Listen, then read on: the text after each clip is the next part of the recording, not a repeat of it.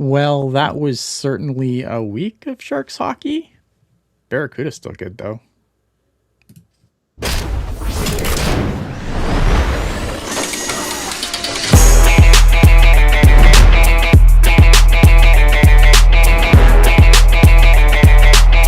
Can't stop addicted to the shindig.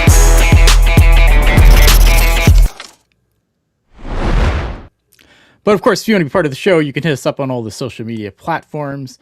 If you want to help us out here on YouTube, you can do so by giving us a super chat. That gets your stuff to the front of the line. Although you do not have to super chat for me to acknowledge you. If you say something cool, I'll probably acknowledge you anyway. Again, we're on all the social media platforms at Tealtown USA. You can find everything we do at the website, tealtownusa.com, and like, subscribe, do all the YouTube things. Come on, it's YouTube. You know how to do this by now.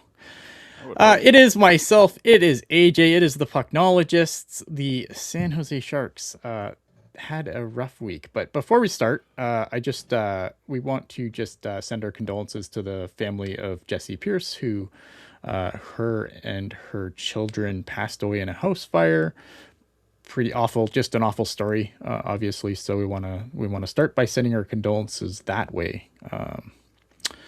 And now to the San Jose Sharks. Bad. It's bad. Talk about pouring gasoline. I mean, it's just... Yeah. So the San Jose Sharks are 32-30-6, good for 70 points. They have a .515 points percentage. They are 6th in the Pacific. They are 3 points out of the second wildcard position. 6 points out from third in the division. And they went 0-3-0 this week because, you know, when you want to make the playoffs, it's good to start just racking up the losses. What a difference a week makes. Yeah. See, I mean, it was like the last time I spoke with you, it was in person. It's true. Yeah, it's been a minute. Yeah, it has definitely been a minute. Yeah, I mean, this week, Horrible man, like fucking week for the Sharks. horrible, like just Could brutal, not right? have gone any worse for them, like record-wise. Could not have gone any better for them with the other teams in the Pacific Division. Talk about not like, you know, seizing the moment. Connor, what was it yesterday? It was like the first time in history, like every divisional team lost in the Pacific yesterday. it was something like that. Pretty sure. Connor like, first time in McDavid. history. Connor McDavid, when being asked about not banking points to secure their playoff spot, he called the Pacific Division a pillow fight, and I can't think of a better way to describe the Pacific Division at this point. So it does say, I retweeted these. Buary of come up with a better fucking handle, bro. But this Blake character says, and this is 20 hours ago, so yesterday, the Pacific Division has made history today. It's the first time a division had 6 or more teams play on the same day, and they all lost by multiple goals. Byfield for Hart. Sure. Good. Hopefully that was an account you started a few years ago. Says there are 6 teams in the Pacific Division that are in the playoff race, if you can call it that. Yes. Since Tuesday, these 6 teams have played 15 games, and they are a combined 2-11-2. I mean, it's just so like, what? I'm just nobody's gotten fired at this point, to be honest. It's true. Like, this is an amazing amount of mediocrity. it's brutal. Especially when you look at like the we're going to talk more about the playoff, obviously the GM meetings, and Barry Bettman came out and defended the playoff format. So we're going to definitely hit that later on. When you but like, look at the fact that the Anaheim Ducks are the only team from the Pacific Division that are in the top 16. yeah. And the Utah Mammoth are going to finish probably in a wild card spot because they're likely not beating Colorado, Minnesota, Dallas out of their spots in the Metro. And why would they? They could finish in the first or second wild card spot with more points than any team in the Pacific. Of course. things continue the way they are, which is just absolutely crazy. We got a couple things here in the chat that I want to get to a little bit quick here. Can we fire George Peros already? How in the hell does AJ Greer only get 3 games? That's good. Yeah, that's the other thing. We're gonna gonna talk get about there. that in a little bit. Let Promise you you. know. I didn't realize that he that was for the hit from behind. That was brutal, right? Yeah, That's the on hit from behind. Connor. Yeah. Okay. Uh, and then Puck guy responding because he's a Panther and Colin's son works for the Panther. Colin Campbell works for the Panthers. I hate how that's perceived, but it's too obvious now. And then also saying the Sharks 1 goal in 145 minutes for some celebrating that goal song was Barbie Girl by Aqua for the Barbie game yesterday. So that is. Yeah. That is I'm still waiting for some people to like figure it out. Like when there's a promotion and right. like the Sharks score a goal and it's a different song. I And don't they're like, understand "Oh, what's finally!" happening? What's happening? And it's like promotion. Yeah, because I think people just get excited because they want the goal song to go away. Oh, that is very true. But they don't want it to be replaced with the Barbie song. Correct. I mean, So I can understand that. I can understand that. All right, so let's get started in the Sharks 0-3 week. The Sharks started the week by going to Edmonton to round out their road trip. They lost 5-3. Dmitry Orlov, Pavel Regenda, and Kiefer Sherwood. Kiefer? Yeah. No, Kiefer. Not Kiefer Sherwood. Fuck, what's his name? Kiefer Sherwood. Yeah, okay, I'm right. I don't know why I second guessed myself there. Scoring for the San Jose Sharks, Alex Nedeljkovic had he got peppered with shots, like save percentage wise, not a great night, but I thought given how they peppered him with shots, I thought he was completely serviceable this game. I would say every game this week, the Sharks started well. Yeah. It's just it turned so bad so quickly. I mean, It did. every week this week was a quicksand game. Mm-hmm. Yeah, so the Oilers found out before this game that Leon Draisaitl wasn't going to play, and he wasn't going to play for the remainder of the regular season. At this point, this was a big game for the Sharks as they were out of the playoff by 1 point, out of third by 5, and they had 3 games in hand on Edmonton. So a really good opportunity to try and, do something in the Pacific Division. However, the Pacific Division is a pillow fight. That is the perfect description for that, by the way. I'm just saying. Connor nailed that one. Look, for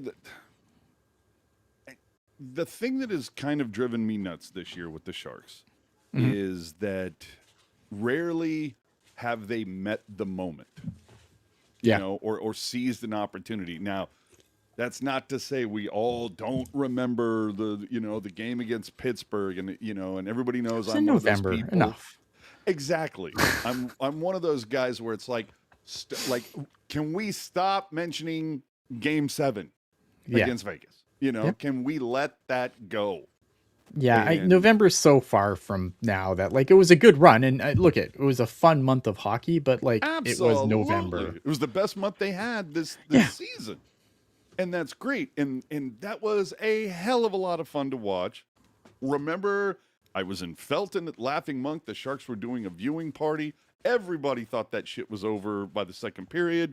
And we all had an amazing time watching the comeback.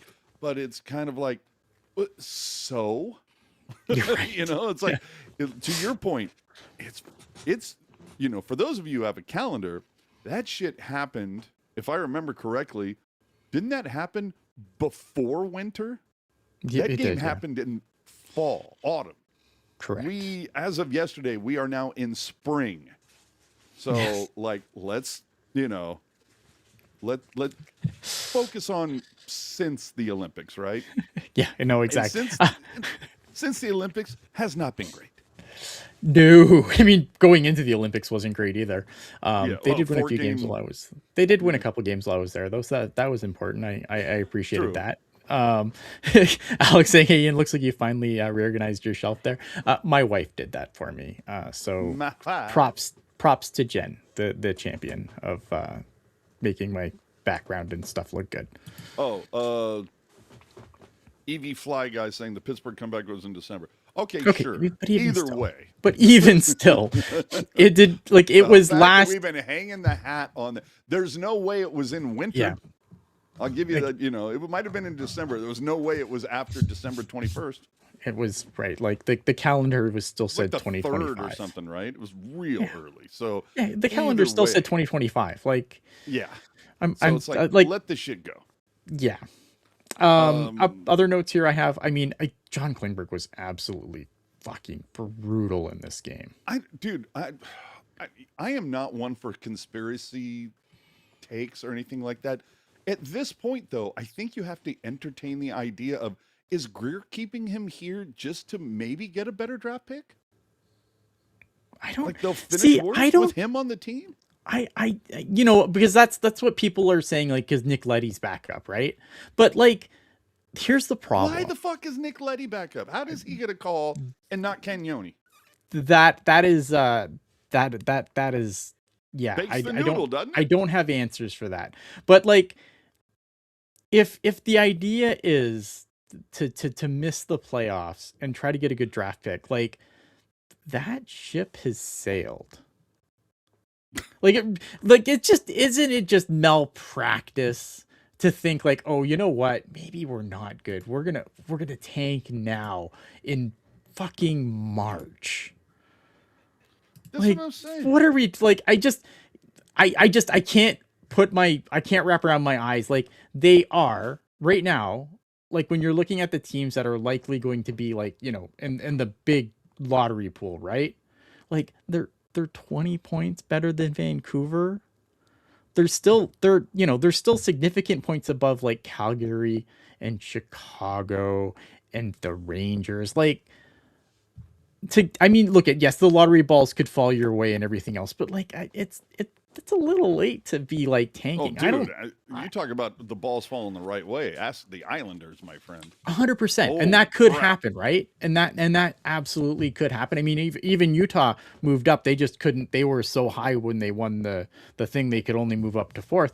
But I just think like I don't put any stock in the idea that we should be tanking. So let's do this now, right? Like I can't wrap my head around the idea that this is the plan. Now, why is Nick Leddy up? I don't have a good explanation for that, but it's not because they're looking for a better draft pick or trying to get themselves out of the playoff race. Like my career is not wired that way. No, but somebody needs to explain to me just how do you didn't Leddy like refuse to play? So I don't know. How do you reward that fucking behavior? I never, so I don't know. Maybe one of the local guys wrote that he would not. They never used him on the Barracuda. Now the Barracuda does have a few vets that would, where they might have to pull a guy out to put Nick Leddy in. I think he played one game for the Barracuda the whole time he was there. And that's the whole thing. Why would you pull anybody? The AHL is your developmental league, right? Right. So no, why exactly. would Right. Why would you insert a vet in place of somebody that needs the ice time? Right. So I don't know, but I didn't specifically read. Now, if someone else read it and they can say, yes, this is a thing that happened. It was reported by Max Shang, Curtis, whatever. But I don't recall ever seeing that, Nick Leddy did anything but act like a pro when this whole thing went down. Like, Okay. I don't recall seeing that. And I feel like if that was a thing, like we'd be talking about it long before this, no? Yeah. It would definitely. Well, you know what though? I'm telling you, the way Twitter has gone over like the last, Sure. year or so, it's like it's trust nothing, verify everything. Everything, 100%. And I famously don't spend a whole lot of time on social media these days at all. So Yeah. I mean, like, is it something that could have happened and somehow I Is it missed because you want to it? be well informed I just, instead of misinformed? man, I just don't want to be angry. Oh, And that's all Twitter is for now. It's fucking endless rage bait. And I'm like, fuck, I don't. dude, enragement equals engagement, which equals payment. Puck guy making a very good point here. He had to play one AHL game to go back up, so he probably played so they could call him back up. That tracks. I think they just probably said, look, we're gonna send you down. You can either report or you can stay at home. You're a veteran. Like, we're not gonna fuck you around. So maybe they gave him the option, but I don't know that, right? And I hate, like, I don't want to come on here and just like give you, or at least if I do we know that Letty is not directly responsible for Desharnais' injury? But you know what I mean? It's like, it's a situation where I don't want to come here. Like, if I can speculate, but if I'm going to speculate, I'm going to tell you I'm speculating, and I don't want to speculate on this, and I don't know anything for sure. So I don't want to like say a bunch of shit like out of field without actually knowing something. Ruben coming with the $4.99 super chat. Thank you for helping us keep the lights on and keeping the lights on while being ad free. If you you throw the whole gotta earn your ice time out the window when you slot Letty back into the lineup, you're not wrong. Huh? We're gonna and then believe you me, we're gonna be talking about some Warsaw here. A couple other things though. I saw Nicole in the chat said the best part the best thing that happened this week was practice with the power play. I spotted Jules at the concourse and got 2 free waters. You gotta love that. Sick. There was somebody else who did throw us a super chat. And oh yes, no comment. No comment, but again, thank you it. for helping us keep the lights on. Yeah, I actually think, that's kind of cool. It's an Irish exit. It's just kind of like, I'm not going to comment. I'm just going to say, here's a couple bucks. Here's a couple bucks, and and we appreciate that. The other and also it's Will Smith getting like, sir, you are not allowed to make mistakes in this league. Yes. Well, it was just incredibly ironic considering, and this is why I kind of wanted to highlight Klingberg, because again, like, Klingberg was fucking terrible in this game. Fucking horrible. But Will Smith, so Will Smith had his second lowest ice time of the season at 13:27. I love Will Smith. I am a big Will Smith guy.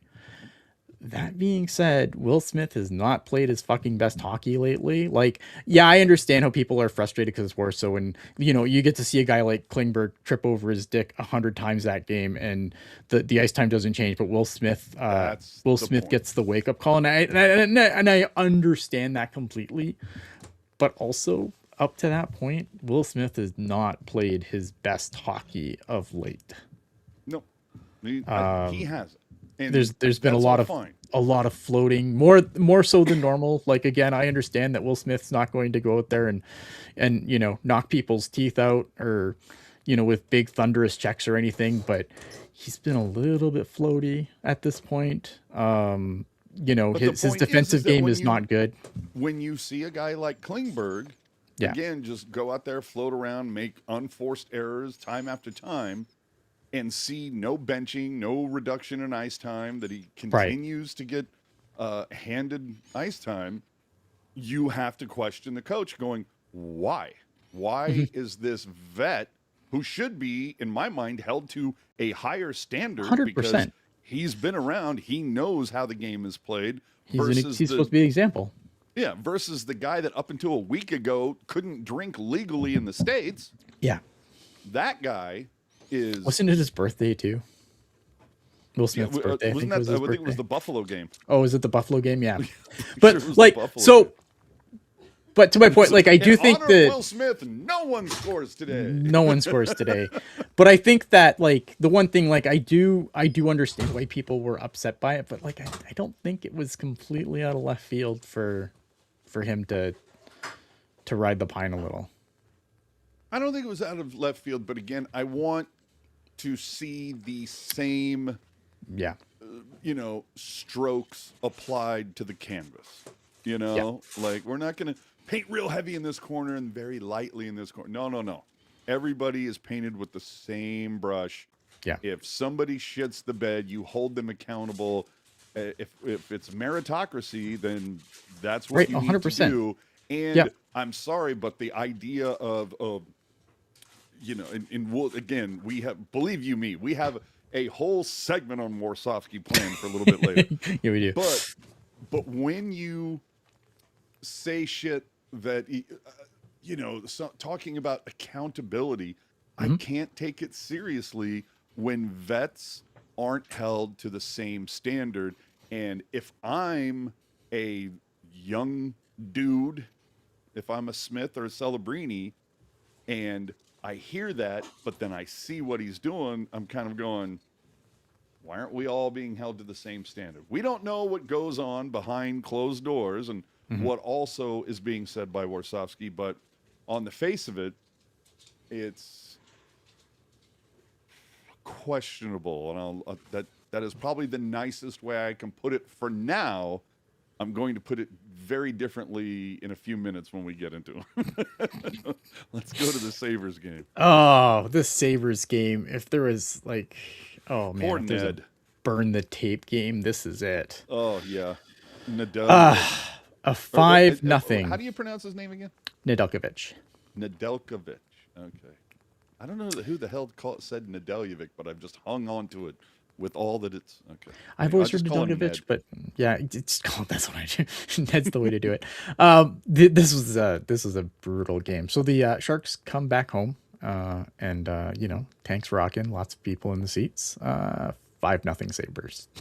Not good. Christ. Ned sees 3 shots on goal in the second period and allows a goal on every one of them, which was just I think it might have been the brutal. only time that's ever happened in history. Just like you want to, like, for a game, like for someone to want to burn the tape on. I mean, Ned, 11 saves on 16 shots in this game, a .688 save percentage. he was dreadful in this game. Like, given the goaltending that Ned's generally given the Sharks, like, I will give him a pass here, but this was absolutely. And and the other thing is, it's not like they lost 5-4. right. Where you can look at, and be like, oh boy, Ned, if you just could have stopped one of those. It was hey assholes, the other 19 of you did nothing. Yeah. So I could have let in 20. Would it have made a difference? No.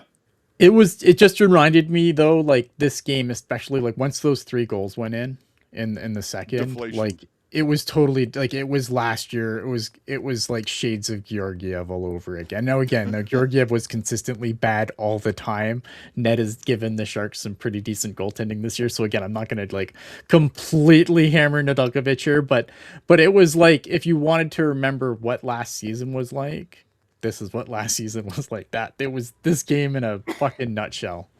Well, to your point, what I forget. What's the phrase? It's what it was last year. Georgiev having a game like that was the feature. Was the Wasn't a normal? bug. Yeah, that was exactly. Yeah. This for Ned, that was a bug. That wasn't Yes. the feature. Yeah, this was just an off game for Ned.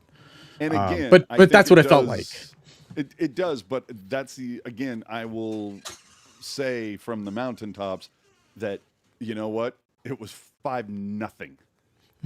So like the Sharks, nobody else on the team made it any better. Right. No, and that's 100% right. Like it wasn't good. But they're. Thomas in the chat saying the Sabres game didn't hurt me so much because it's one of the best teams in the league right now, and they are on an absolute tear. They tore the Sharks apart in Buffalo. They came to San Jose and equally ripped them a new asshole here. So like, yeah, again, like it's a rough game for Ned. It is a team that has been incredibly hot. You know how just like rare it is for people to talk up Buffalo sports in general. I know. Like, that's how good you have to be. That was just incredible. Like the pendulum for Buffalo sports is finally coming around. Yeah. The one thing I do want to say about this one is there are definitely some guys that it looks like they're afraid to make mistakes because they see what happened to Will Smith, and it's like, shit, I don't want to ride the pine, so maybe they second guess, they double clutch. That's on Warsaw. The other thing I wanted to mention about this was, where was the response? Like, at one point, you have to realize we're getting our shit pushed in. We're getting shoved into the locker here. We need to have some sort of response. If we're not putting the puck in the net, we need to push back in some way, shape, or form. And I throw it back to those 90s games when Owen Nolan was the captain, and they might get blown out 6-1 or something, or 4-0 or whatever. But that other team, they felt that game for the next 3 games that they played. And I didn't see any of that from the Sharks. Again, goes to coaching. Then the other especially thing, for a team that's supposed to be so like that's supposed to be a part of their identity, right? Like Mike Greer keeps preaching that as part of the identity. not and there was headhunting, none of that. but No, being, right. you know, being We're a not going solid after. And, pushback yeah. No, I agree. you know, and then Dickinson with one of the most boneheaded plays of the night, where he just sat there next to to Ned. Like, I was wondering, like, are they having a conversation about where they're going to go after the game? Like, what the hell's going on? And he almost, you know, gets it taken away and right behind Ned. And again, I go back to the idea of guys looking afraid to make the play, that Dickinson was gripping it so tight that he didn't want to make a bad play, that he overthought it, galaxy brained, and made a bad play. And again, something that I point at Warsaw and go, some of this is on you, bro. Just because I like tracking this now, so like just another snapshot of this specific night in the NHL. You know, so the Sharks lose badly. What were the other Pacific scores from this night? Utah beat Vegas 4-0. Florida beat Edmonton 4-0. Nashville beat Seattle 3-1. The Kings picked up a point in a shootout loss to the Flyers. This is the division the Sharks play in. So pillowy. It's so funny, right? Because like you look at this team and the way they played, like if this was a normal division, you'd be like, okay, well we can't even talk about the Sharks being a potential playoff team anymore. Like this is over. Yeah. And yet shit would have been over before the Olympic break. Right. But now, and yet what's that Doge meme or the dog meme or whatever, where it's, you know, so this, much that, you know, very whatever. Yeah. That's what it needs to be. The Pacific Division, like so pillow, much feather, you know, just soft as Charmin tissue. Yeah. No free ads. So that brings us to the Flyers beating the Sharks 4-1, and this one pissed me off a little because I think this is a game that the Sharks should have probably done better. This is the one that I thought they absolutely should have won this week, and I thought it's the one that they started off the best, and somehow it just, like, you know, 90 seconds and whoop, there you go, game over. Yeah. Yep. Celebrini was he basically, this was, if he would have been held pointless this game, that would have been the first time he would have been held off the score sheet for 4 straight games. He stopped that, so it was only 3. He did get an assist on Orlov's power play goal. Dickinson wasn't scratched, but again, I think Desharnais' injury is the thing that happened. So, you know, this is the other thing, right? Like, you have dude, that would have been, I kid you not, dude, if for whatever reason the Barracuda were like off this weekend or whatever, there's no way Cagnoni isn't getting a call up just so he can sit Dickinson because Desharnais' injured. Yeah. I'm telling you. But anyway. I mean, again, like this game, Ned, a good bounce back game for Ned, though. Ned was solid in this game. He just did not get any run support. You know, he made 24 saves on 26 shots. And then obviously the Flyers pumped a bunch of empty net goals in to make this look way worse than it was. So Ned was great. Ned was great in this game. Back fantastically after, you know, shitting the bed against the Sabres. I thought he had a great bounce back game. Again, the Sharks could not manufacture any offense. Yeah. And the thing that really bugged the hell out of me after this game, and actually it was pretty much like right after the moment when, I don't remember who it was, starts with the H or whatever, the guy who like shouldered Celebrini. Hanaway, whatever his fucking name was. Yeah. He shoulders Celebrini. Ferraro sees that and says, you know, you're not touching my, you know, my meal ticket. I'm going to kick your ass now. and the dude instinctively answered the bell. And then of course, Philadelphia scored on the ensuing power play that ended up being the game winner. I get that, but I saw like, well, I don't know if Ferraro should have made that choice and that decision at that time, blah, blah, blah. And I'm like going, are we not going to like talk about that they had already played like 2 periods and couldn't score more than one fucking goal? Like, don't put all this shit on Mario, man. The entire team could not score more than a goal. And the one that they did score, they needed the power play to do it. So don't put that shit on Mario because people are saying your volume's a little low. Sorry. It's low? Low is what people are saying. Wow. Yeah, I don't know. Added all this stuff to like bump it up, and I was afraid that I was going to be killing ears and things, but all right, I'll eat the mic. I just don't think you blame Mario. Like, you don't put that shit on Mario because he went and protected the meal ticket of the team. It's a lose-lose for him, right? If he does it, he gets shit on, and if he don't do it, then no one responded. People are going to question his, virility and manhood. Yeah, like it would. Yeah, and that's it, right? Like if Celebrini got run and nobody responds, then it's like, well, why isn't anyone sticking up for Celebrini? And then like, so Ferraro's the guy on the ice. He goes in and says, nope, you can't hit Celebrini like that. Like even if it's clean, like I'm gonna, like I don't know, man. It's a lose-lose. Well, either way, what Ferraro did in that moment, I absolutely agree with. I would totally do the exact same thing.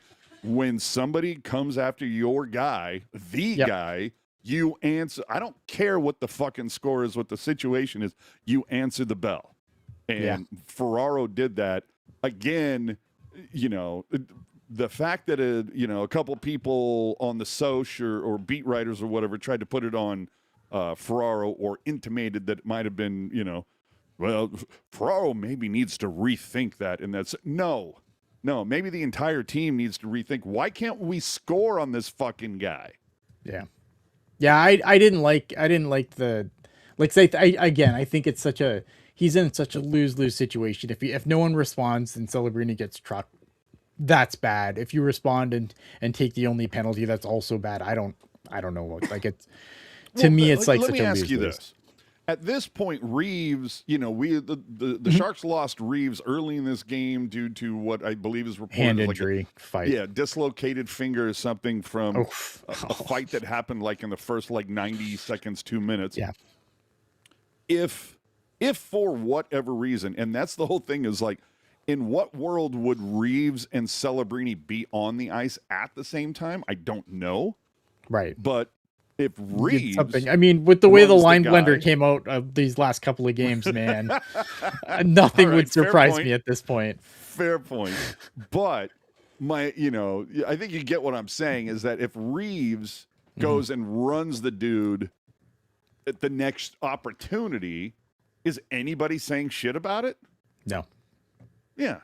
And Ferraro, he had a half a second to make a choice, and it was instinctive. He jumped on the guy. And I think we can all probably agree that Hanaway, whatever his fucking name is, the guy fucking turtled. Mm-hmm. So he wanted none of that. Yeah. So I just, either way. Yeah, so depending on what's Reeves, like I doubt we see him again this season, depending on how severe this injury is to his hand. I don't know what you. Hold on. Who's this Alexander asshole? AJ looks like he's aged 7 years since I saw you at Mitch's Jersey showcase, which happened like a month ago. Oh, no. Well, fuck you, pal. I don't see you posting photos of yourself from a month ago. And I mean, come on, give me a break, man. I just got a haircut. Leave me alone. Oh, man. All right. I mean, I know anything else. I guess to sit with Goodrow in the post game, I didn't see it. I got the Flyers feed, of course. So a lot of the reports that I saw from whether it was the big three, something about being asked about Reeves that he jammed his finger or dislocated his finger, and in the moment. He skates over to the bench, and one of the equipment or whoever tries to put it back in the moment, and you could hear Oh. Ramenda on the side going, "Oh," Oh. he's watching it, and Reeves evidently tries to come back and he goes, "Nope, not fucking happening. Tape this shit up, Right. whatever he needed to do." And they go in at intermission, and from the second and third period, Reeves came out with the boys and sat on the bench the whole time to, rah and do you and let's fucking go. Right. So, which I appreciate. I Yeah. think that's very cool of him. But for whatever reason, Goodrow, I guess in the post game, seemed to get kind of choked up when asked about Reeves. And a lot of people were kind of wondering if that meant that did we just see Reeves play his last game? Like, is a Right. dislocated finger going to keep him out for the remaining 14, 15 games? And he's not going to reach 1,000. And will he ever play in the NHL again? Right. Yeah. Because of this is yesterday's deal, right? So. Yeah. I don't know. But anyway. Rob coming in with the super chat, $5.99. Thank you again for keeping the lights on without making sure we don't have to cram ads into this baby because it's long enough. I get protecting Celebrini, but I don't want someone to get potentially baited into a phone call with George Parrish. I don't like. He didn't do anything that would like. This happens in every hockey game though. Like what Mario Ferraro did happens in I feel like every hockey game, right? And I'm gonna be fair. I don't always love it. Like I don't love that. We all have player- caller ID. Just don't take the fucking call. Yeah, I don't always love that. Like you get a big clean hit and then it's like, oh, now I've got to fight because I just like it. I don't think you should have to respond to a legal play with an illegal play. Yep. Like I do think it's kind of like that's kind of dumb, but I don't like Mario No. Ferraro didn't do anything here that Was egregious or anything. yeah, like But it's I completely agree with you in that, I know Ramenda has brought this, other people have brought it up over the last 10, 15 years that for whatever reason, a really good, solid, clean hit yeah. is met with 5-on-5 fighting, and it's ridiculous. And I agree. But this is Macklin Celebrini. Exactly. Yeah. And so it's like if it's McDavid, if it's Macklin, if it's McKinnon, if it's Crosby, Yeah. you're going to see that response. If that Right. hit had come to Wenberg, I guarantee you it would have been nothing. It would have been like, hey, you know what? Good hit. I don't know. This team's been really good about like responding, which is something that was painfully absent from their game in previous seasons. It doesn't it was Macklin Celebrini this time, but there's been hits on other guys where everyone's kind of gone in there and I mean, Vinny Desharnais on the ice, someone gets hit, even if it's clean, he's going in there and flexing muscles. Sure. But if that hit was on Ostapchuk, no, but everybody's going, Yeah. You know what? Well, it's good hit. grinder guy versus grinder guy too. So Puck guy was saying, yeah, Goody and Mario were a little emotional. They were Larry verklempt. saying, Goodrow cried, which I didn't see. And then Thomas saying people were being very mean to Goodrow about tearing up. I think people don't realize how attached those dudes get to Who was each being other. mean They're to- not just teammarks. I'm sure Twitter was giving Goodrow balls because he's Barclay Goodrow. Social media is designed to just tear people down, but I don't look again. I don't know. Like I don't know the context, but I think but I completely agree. Right? Like well, didn't these Goodrow guys spend like 2 seasons with Reeves in New York? So like they have some history together. Yeah, not even that though. But like Reeves is like a glue guy in the room too, right? Like when those guys. Sure. Oh, he's isn't he the one that introduced the teeth necklace thing? Like I he believe is so. somebody who stirs the drink. I get that. Yeah, he's like the guys love him in the room. Like, so Yeah. this doesn't surprise.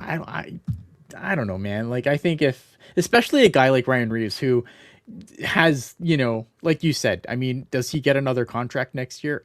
I'm not sold he does. Like, I think that just given his diminished role, even on this Sharks team, like he's Yep. played more games than I thought he was going to play, to be completely honest. But But is that also a lack of choice that Warsaw has? I think in some respects, sure. Although some people would argue, no, of course, like this is just a guy taking up a spot. Um, I don't know. I think because the Sharks, especially since the break, have not been on the lucky side of the injury coin. no, no, they have not. Yeah, I don't know, man. Like, I'm not gonna get upset at a guy getting emotional because, like, one of their teammates may have played their last game in the NHL, Absolutely. right? So, which kind of brings us to our injury updates. Chernyshov and Askarov are obviously day to day. Does Delandria still work here? I thought Delandria might be back soon. Like it seemed like he was. I know in practice he was fighting with Macklin Celebrini, and Ryan Reeves had to go and break it up. He looked like he was in a normal jersey there, so I'm assuming we're going to see Ty Delandria sooner than later. Is Mook Madulin injured? I saw some people in the chat saying Mook's hurt again. Yeah, I mean, between Mook and then Desharnais, and Yeah, Desharnais, again, obviously, again, we we don't know if how he'll hurt long him. Reeves is going to be out with this Right. finger issue. So Yeah, so there's a little bit of an infirmary list. I mean, if Mooka Madulin's hurt again, I don't know, man. Like, it's just, and I mean, the last guy you really want to see something like this happen to, because he has already lamented a couple times that this season has not been the Yeah. what he hoped and wanted to get those foreseen points. yeah. I feel bad for the guy, but Hathaway, again- sorry, was the guy that not Holloway. Hathaway was the guy that hit Celebrini. Thank you, D'Olivera 20. I'd prefer Ferraro read the situation, clean hit, 1-1 game in the third playoffs race, than laid out. Hathaway leave and take on penalty. That's fair. I don't think that's a terrible take. I just think again it's a situation where the expectation is that they're supposed to go and and what do it this. is? I think it's one of those situations that can you throw that comment back up there? Oh yeah, sorry. Yeah, that's. I would prefer Ferraro read the situation. I completely agree with you, but I would say that either option could be, supported.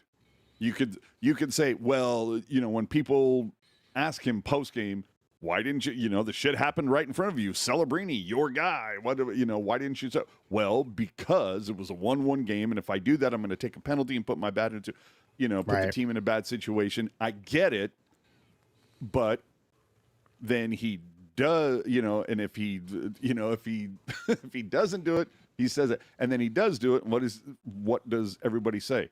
Well, I don't care what the situation is. You go after my guy, I'm going after you. Like, Yeah. I think there are words to be said for both of them.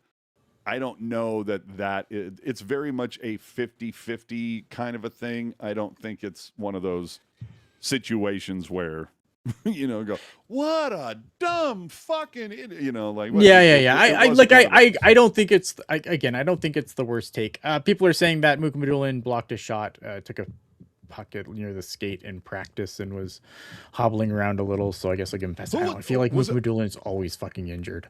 But was it Mooka Madulin or Dickinson? Either last game or the game before, took a wicked one right off the inside of his left knee. I thought that was Mooka Madulin. It might have been. So that, again, to your point, like the infirmary list it's kind of growing very quickly. It's a bit of a John saying, I think teams are starting to take advantage of the Sharks' instant retaliation. Yeah, I mean, obviously it's something that's a really good point, and it is something you can game for, right? Like if you can hit Macklin Celebrini and then just kind of be like, yeah, now what, bitches, and then and everyone comes after you, right? Like that's something that they can talk to about. Okay. Oh, sorry. It was in the game. How did I miss this? How do I not remember this? I don't know. Apparently I'm on crack here. Well, then, Mook has made a glass, and that's kind of like me, where it's like, when people are like, oh, how does Mook Madulin, like, it's like the guy, like every time you feel like he gets going, now it was crazy that he played those 2 games where I thought he was really good. He was assisted on both of these goals. or he scores the one goal and assists on the other, I think it was. And like, oh, he assists on there was the Ferraro shot, and then same play, right? And I think it's crazy how we go from that to him scratched. But I feel like every time he just remotely gets going, like he's hurt again, and it's frustrating as fuck. I would agree, but you know, I don't know. you got to make a decision then. Yeah, like I'm just like I know like when people are talking, like I don't know, man. Like a lot of people still really like Mudulin. I'm so indifferent to him at this point. As am I. I'm definitely, throwing the side eye towards Dickinson a bit more. Can't wait for Polkamp to come up. I mean, Dickinson's an 18-year-old, 19-year-old kid, 18-year-old, 19-year-old kid. Yeah, but that goes to say that like I'm more excited about that than Oh yeah, 100%. So yeah, maybe you need to like say, well, okay, you got to give him the old Ryan Merkley treatment and say we tried, but we got to move on here and see what's doing, and let's get Polkamp in here, let's get Cagnoni in here, and let's see what's doing. Yeah. So the injury list to conclude, the injury list is long, is long, but there's not a lot of like again, Teal Curtain. We're still title injury gets more money, but we will we'll see whenever he comes up. I guess let's get into stock up, stock down. Yeah, man. I mean, stock up. Maybe fuck. Who is stock up at this point? This team can't fucking score. Well, I have I'm trying to be nice. Yeah. Right? And in trying to be fair. Mm-hmm. So I have this week from my stock up Mario Ferraro again. Okay. Answering his last 5 games played, he has 2 goals and 4 points, and his plus minus is dead even. That is something that you could not say about him the previous 3 seasons. Yeah. It was always yikes. And over those 5 games, he took a single penalty. And what was that? Well, that was what we've just been talking about, protecting Mac. Yep. So I think Ferraro has had a nice 5 games, stock up for him. Colin Graff, 5 games, same stat line. 2 goals. Always a good point, yeah. 4 points, even, and only 1 penalty taken.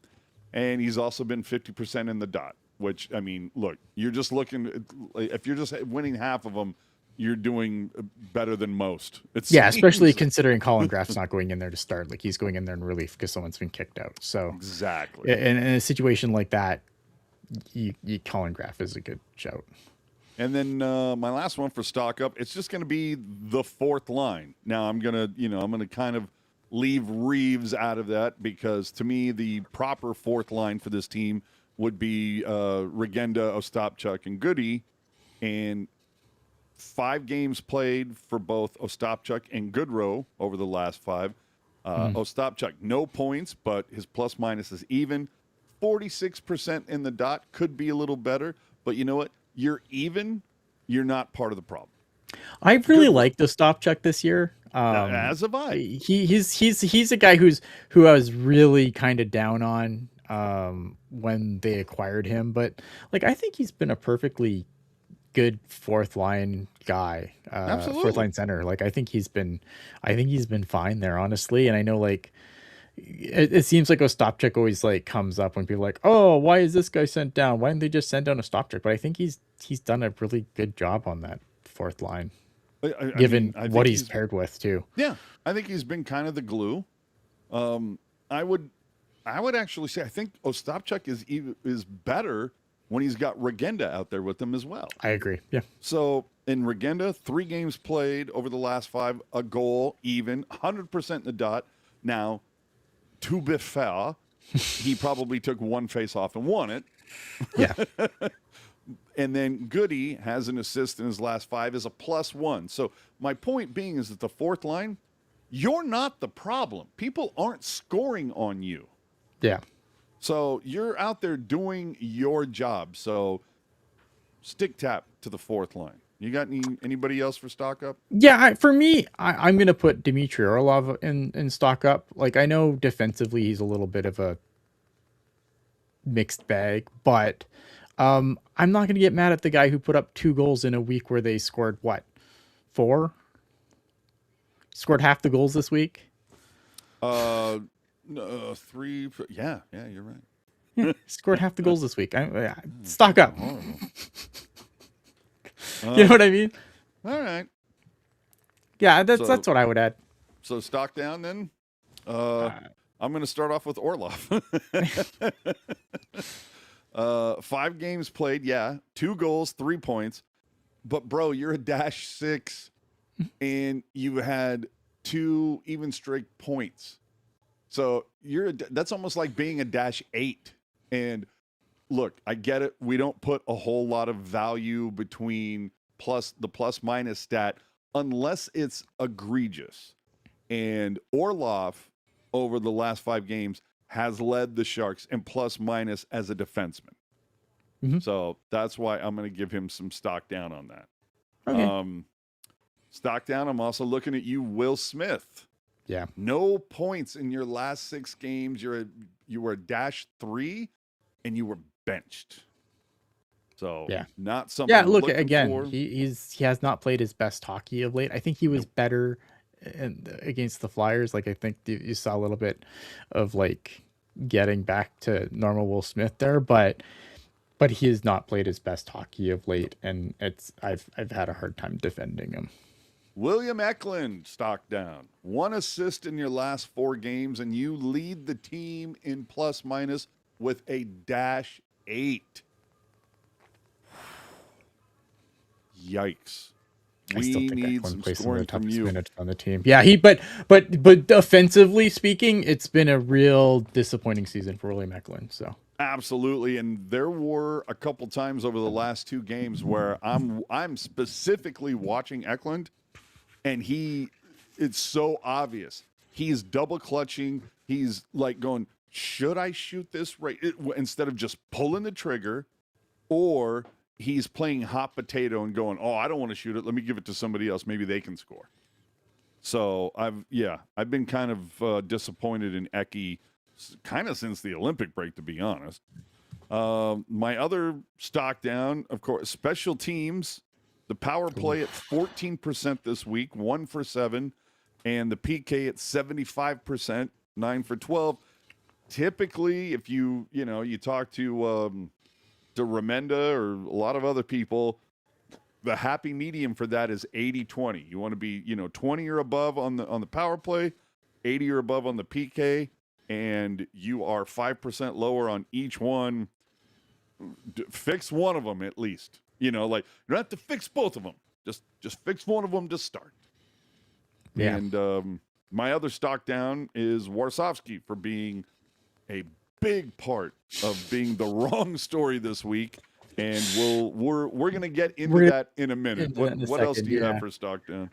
I mean, that really kind of just sums it up, really. I mean, injuries, obviously, like not a specific stock up, but obviously the injury bug cropping up when it has at this moment. I don't know, man. Like, again, like, we can argue about whether it's better for the Sharks to make the playoffs or it's better for them to be in the lottery or whatever, right? That's a separate argument. But to me, it's just frustrating that they're in the moment and they're not stepping up to it. Like that's the whole just everything right now, right? Because it's just like this limbo. Yeah. It is so like you are giving your fans blue balls right now. Like, pick a lane. And the only thing that is making it worse is the fact that nobody else in your division wants to do anything about it. Right, and that's the frustrating thing, right? Again, do I think the San Jose Sharks, if they made the playoffs, are going to do anything once they get there? No, but I do think it would be a good opportunity for some of these young guys to just Yes. Get in a playoff game, see the intensity of the playoffs, right, and learn from it. And if they miss, well, then they're in the lottery, and that's also fantastic because, like, as the Islanders and Utah Mammoth proved last year, anything can fucking happen in the lottery. Yeah, but pick a lane.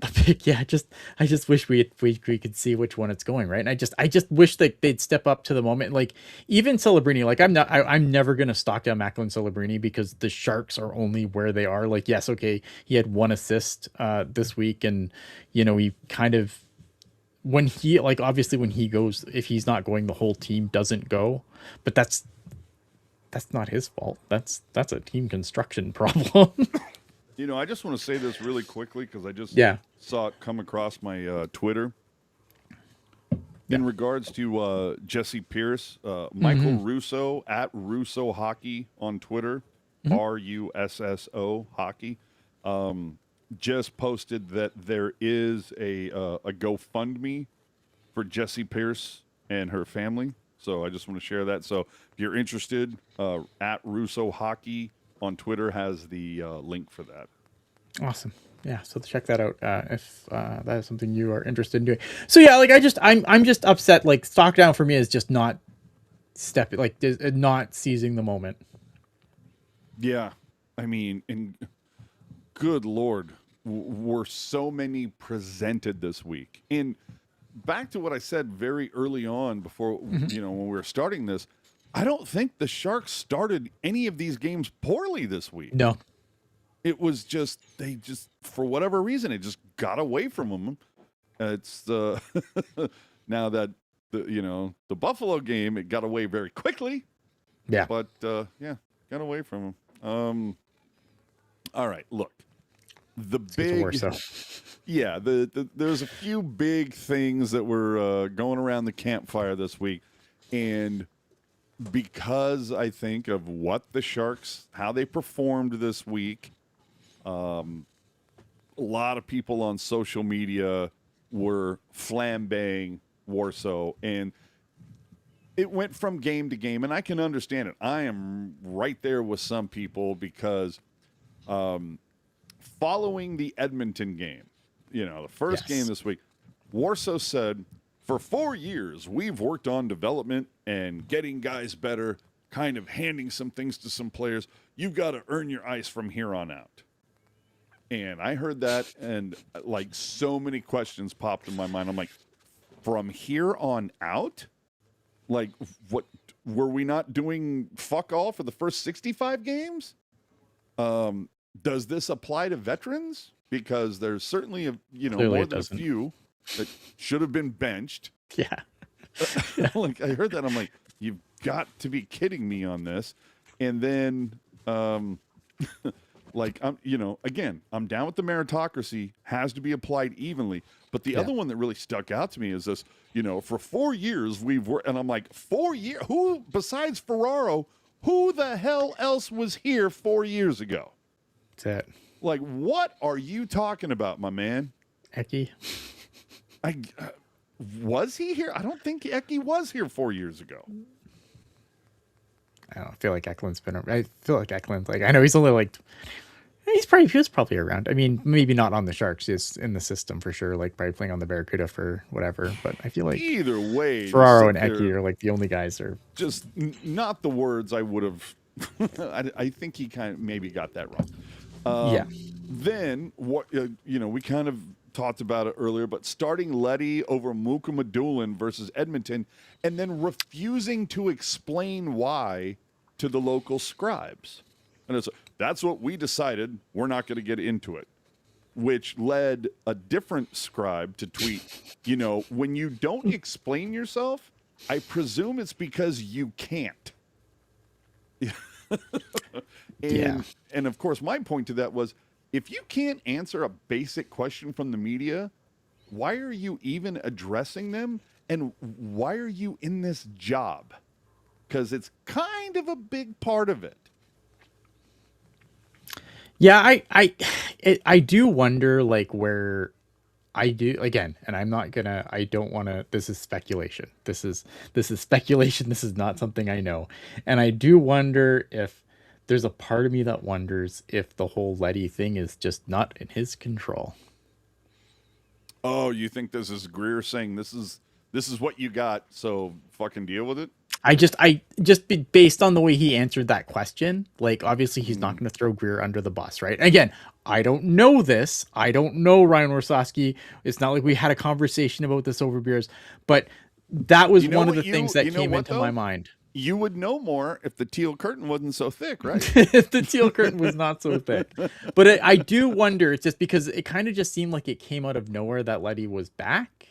And then, and then he's not going to answer questions about it. And I just wonder if it's a situation where he's like, I'm not throwing my boss under the bus. Now, again, speculation. I don't know anything. But that was, when I saw that, that's what crossed through my mind. Well, the other thing for Warsofsky, benching Smith, yet Orlov and Klingberg can, stink up the joint, not miss a second of time on ice. Yeah. I don't understand how, the young guys aren't allowed to atone for mistakes, because this is not the year, people. I know this might come as a shock to some people. This is not the year the Sharks were like mapped to go and win the cup. So use that to let the guys make mistakes, figure it out in the moment, and atone, make up for it, do what they need to do. I don't understand why some people are just under this delusion that, oh, this was the Sharks' year. And the funny thing is, before this week began, I don't know the account or whatever that has the big pie chart of percentages and everything like that. The Sharks began the week at like 55.1% to make the playoffs and ended it at like 23.7. It was not a good week. The other thing when it comes to Warsofsky, against Buffalo, Warsofsky puts Smith on the third line with Wenberg and Regenda, and then puts Toffoli up with Mack and Graf. Those were two line combinations that definitely happened that game among many. Oh, yeah. But I think at one point, like, they had Misa and I can't remember they Misa and I think there was have you ever gone to like a deli and they've got like a little ticket thing, you pull the ticket, you wait for your number to be called? I felt like that's what it was for Celebrini. Okay, who's going to be on Celebrini's line? Who's on Celebrini? Okay, go grab your ticket. All right, Misa's there. It's like Misa and Graf and him, and then like it's all over the place. Now, Toff was injured. Toffoli was injured early. So, of course, the blender got pulled out maybe a little earlier than most people expected, which is going to happen when a guy gets injured. I get that. But just the fact of, like, you bench Smith and then you're going to turn around and, like, put him onto the third line. But when he's, like, had his most success with Celebrini, this is why people question Warsofsky. You need to put people in the position to succeed. 100%. Putting him on the third line, what the fuck are you doing? Play some defense, kid. I don't know. Yeah, but now, to be fair, he did. Will Smith did following the game. He got a ton of ice time. He did get praise from Warsofsky after the game. Klingberg finally got scratched, but of course, that was a game that Letty started over Cagnoni. Again, it does make me. I would really love to know. To your point, I would really love to know how much of this is Greer, how much of this is Warsofsky. Like, it's Greer is dealing the cards, Warsofsky's playing the hand that he's is given. Yeah, it surprised me too because, like, I think, I understand why people want to like see Cagnoni, right? Because I think he's been really good on the Barracuda this year, obviously.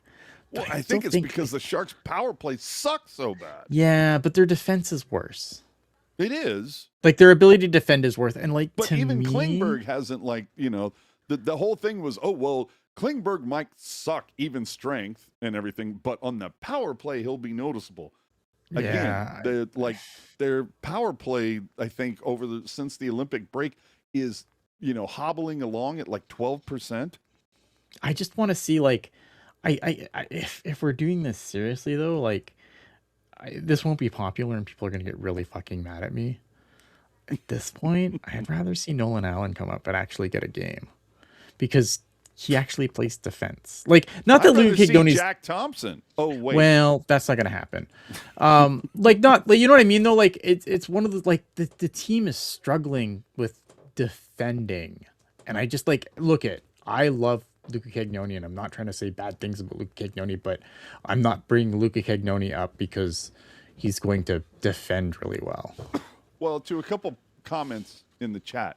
Do you think one of the reasons why we haven't seen Cagnoni this year is because the Barracuda are, doing well and chasing a cup in the Calder?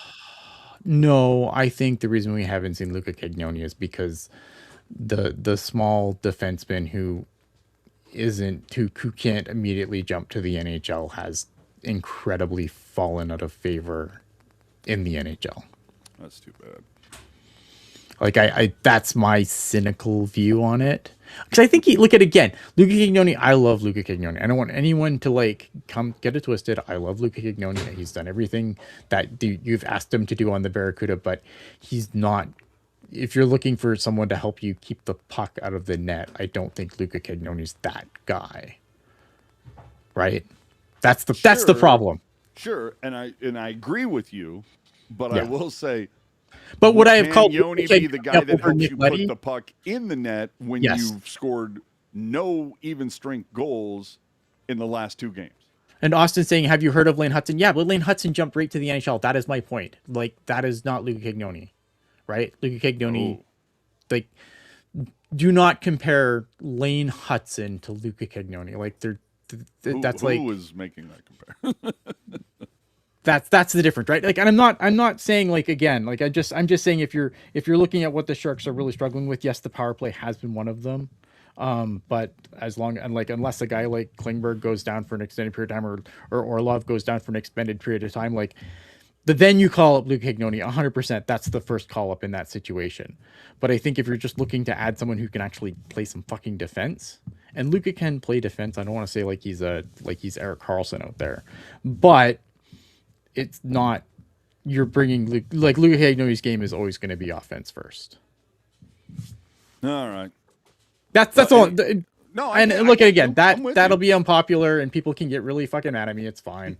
I get it. That is why social media exists. Right. All right. Anything else about Warsaw? No, I mean, it's Ryan Warsofsky. I mean, he gets into these fits especially when they're losing, where he says just some really weird shit that's always, like, makes our job really, really easy.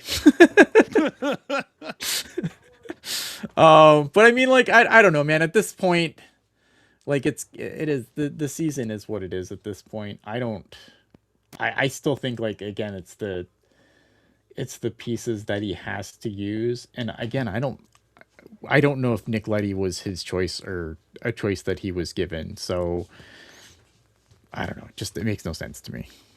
And, like, and obviously, like, I would call up anyone other than Nick Leddy at this point. So let's just make that very clear. I am not saying Nick Leddy should have came up over anybody. Nick Leddy should have never seen the ice again. But this is the world we live in. I'm somewhat shocked that, quite honestly, like, after he was put on waivers and nobody, like, took a swing, I'm surprised we didn't get to that point of, we're moving on for contract termination and blah blah blah. But okay, I'm gonna finish with Austin here quick. Yeah, I am, because of your height claim. Here's the thing: look at last year's draft. Again, Lane Hudson's a unicorn, man. Lane Hudson is a guy, but, like, look at last year's draft. Like, a lot of these small sized defensemen that people had in, that potential first round picks, none of them went. All of the guys that went in the first round last year were all bigger guys. Like, they're just yes, they're obviously, the Lane Hudsons and the Quinn Hugheses exist, and they're fine. But these guys could jump right into the NHL. There's no patience for guys that need a little work before they can jump to the NHL, right? I don't think that if you traded Luca Cagnoni to another team tomorrow, he's immediately in the NHL. Like, I don't think that Luca Cagnoni not being in the NHL is this grave injustice.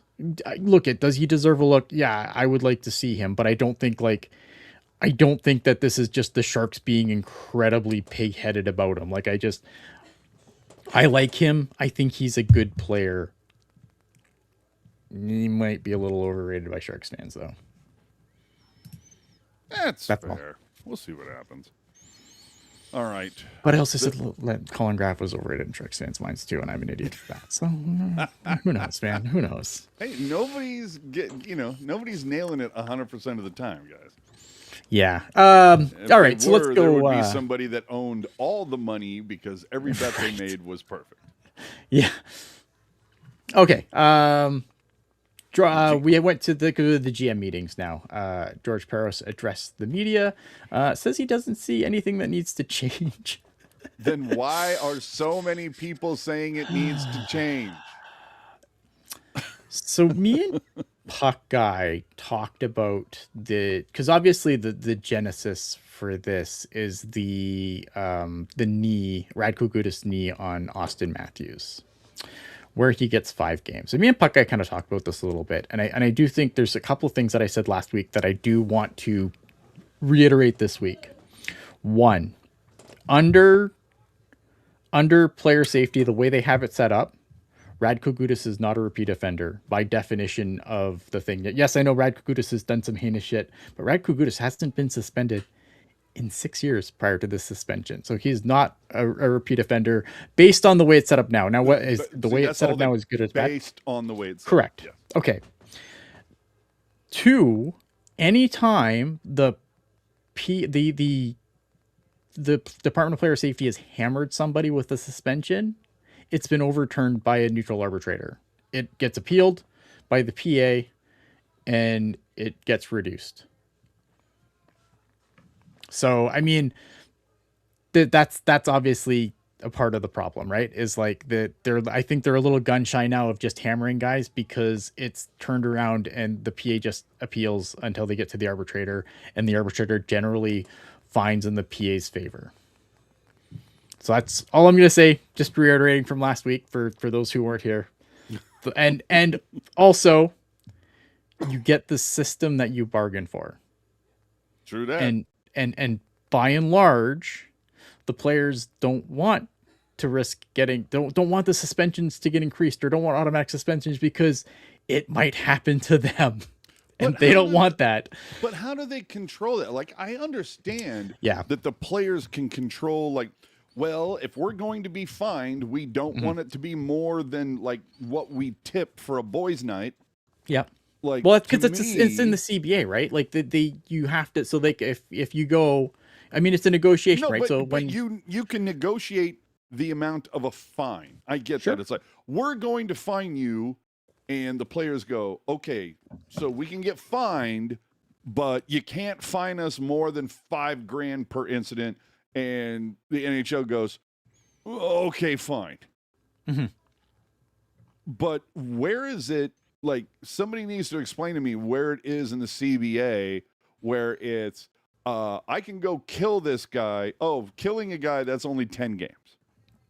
Like, Yeah. where is it, drilled down in the details that says, oh, okay, you headshot a guy who, I don't know if there needs to be check boxes where it's like, okay, was the player like dip low that like made it, harder for you to avoid? No. Okay. Check.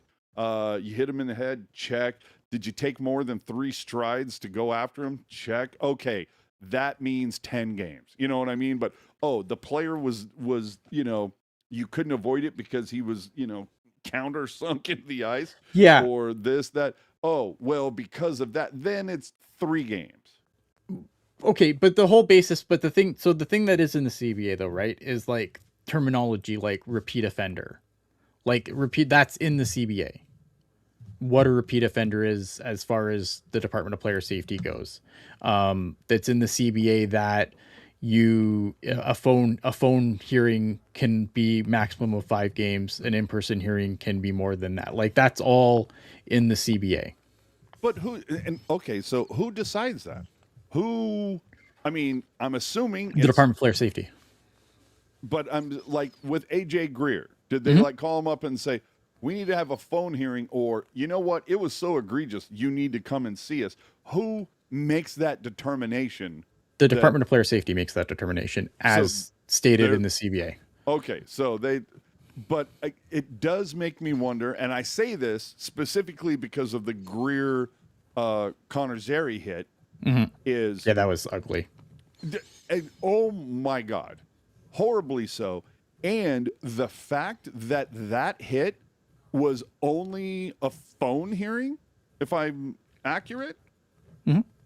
Are you fucking kidding me? That should have been in person. And the fact that it was only phone, I put that on George Peros and I go, Sure. You've been here long enough. Here's your pink slip. Get the fuck out. Because this much of a difference, and Connor Zary could be paralyzed. Yeah, and it's one of those unfortunate issues where I think for some of this stuff, right, like it's gonna take someone getting killed before they fix it, and that's awful to say, but that's the reality of it. Hockey's a dumb sport. These morons play on fucking broken legs, and that's that's they play good. on ice with blades strapped to their feet. I'm aware. So, But it's the nature of the sport, right? Like, again, like, you look at like some of the injuries that these guys will play through, and then you look at other sports, namely basketball. I mean, yeah, Right. And but this is the problem, right? Is there's because of the nature of the sport, and just I don't know what the word I'm looking for, the culture of the sport, right? because the culture of the sport in the NHL but that's the problem, man, because again, like, you got guys that are I think that the player safety should be neutral. Like, it shouldn't be former players, but I understand why they want it to be former players and stuff. Well, what if it's like if it's a group of three, it's a former player, Yeah. a former official, and then somebody that has nothing to fucking do with hockey, that just sits there and and in fact, I would go so far as to say, you know what, before you show the video of the play to that person, you go through, whether it's AI or whatever you need to do, you blank out the jerseys that they're all wearing. So it looks like one guy's wearing, all white, and the other one's wearing all black. So you can't tie it to a team. They don't feel any type of, bias in that regard. Right. And that's how you make a determination. But looking at some of the reports from the GM meetings, again, to the whole, Peros doesn't see that anything needs to change. And it's like, when 99% of the decisions that are announced by the Department of Player Safety are questioned, and I would say conservatively 90% of those, penalties that are doled out are 90%. It wasn't severe enough. The penalty was not. It wasn't enough games. I will use the AJ Greer on Connor Zary. He got 3 games. It was announced early today. Only got a phone call. Didn't have to do it in person. Right. And and that's determined again. We have Zoom technology. Just to, and I want to say here, the only time that you would come in for an in-person hearing is like if they're considering 5 or more. Well, no. It's you get called in for an in-person hearing if they are considering more than 5 games. If you are looking at a 6-game or more suspension, that's when you have to come in. But I will say that it's a Zoom for 5 or less. Yeah. And that hit that Greer made should have been an in-person, no matter fucking what. Yeah, I don't have AJ Greer's history in front of me, so I don't want, like, again, to me, it doesn't even have to do it with shouldn't history. matter. I agree. You look at that isolated incident, that is one of the dumbest fucking, again, could have paralyzed the guy, should have been a minimum of 10 games in my mind. That type of hit is the thing that you send a message and make an example out of. I agree. Yeah, because I think hits like that are dangerous. And also I think like the Austin Matthews injury, the hit on Rakugutis, right? The hit from Rakugutis, like I don't think they hammer kneeing nearly hard enough. Like I think going after the knee should be the same severity as going after the head. See, and here's my thing.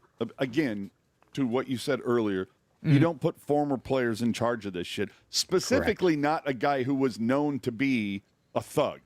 Well, that's why they put him there, right? This is because we romanticize the enforcer role, and this is why hockey is dumb. Yeah. No. You know what? When boy, I'm trying to think like. But because we have to have someone in there that knows the code, but that's the problem, right? Like they want someone in there that knows the code, and this is very important to hockey people. And let's be honest, it's old hockey people that make these fucking decisions. But either way, it's just, I'm sorry. At some point, the pendulum needs to swing the other way, and it needs to be that some of that hit that Greer made should have been 10 games. No appeal. I don't want to hear you say fuck all about it, because you could have ended the guy's career in that moment, and you make an example. The only time something like this changes is when the penalty is so severe, right? Guys are afraid to make a hit like that.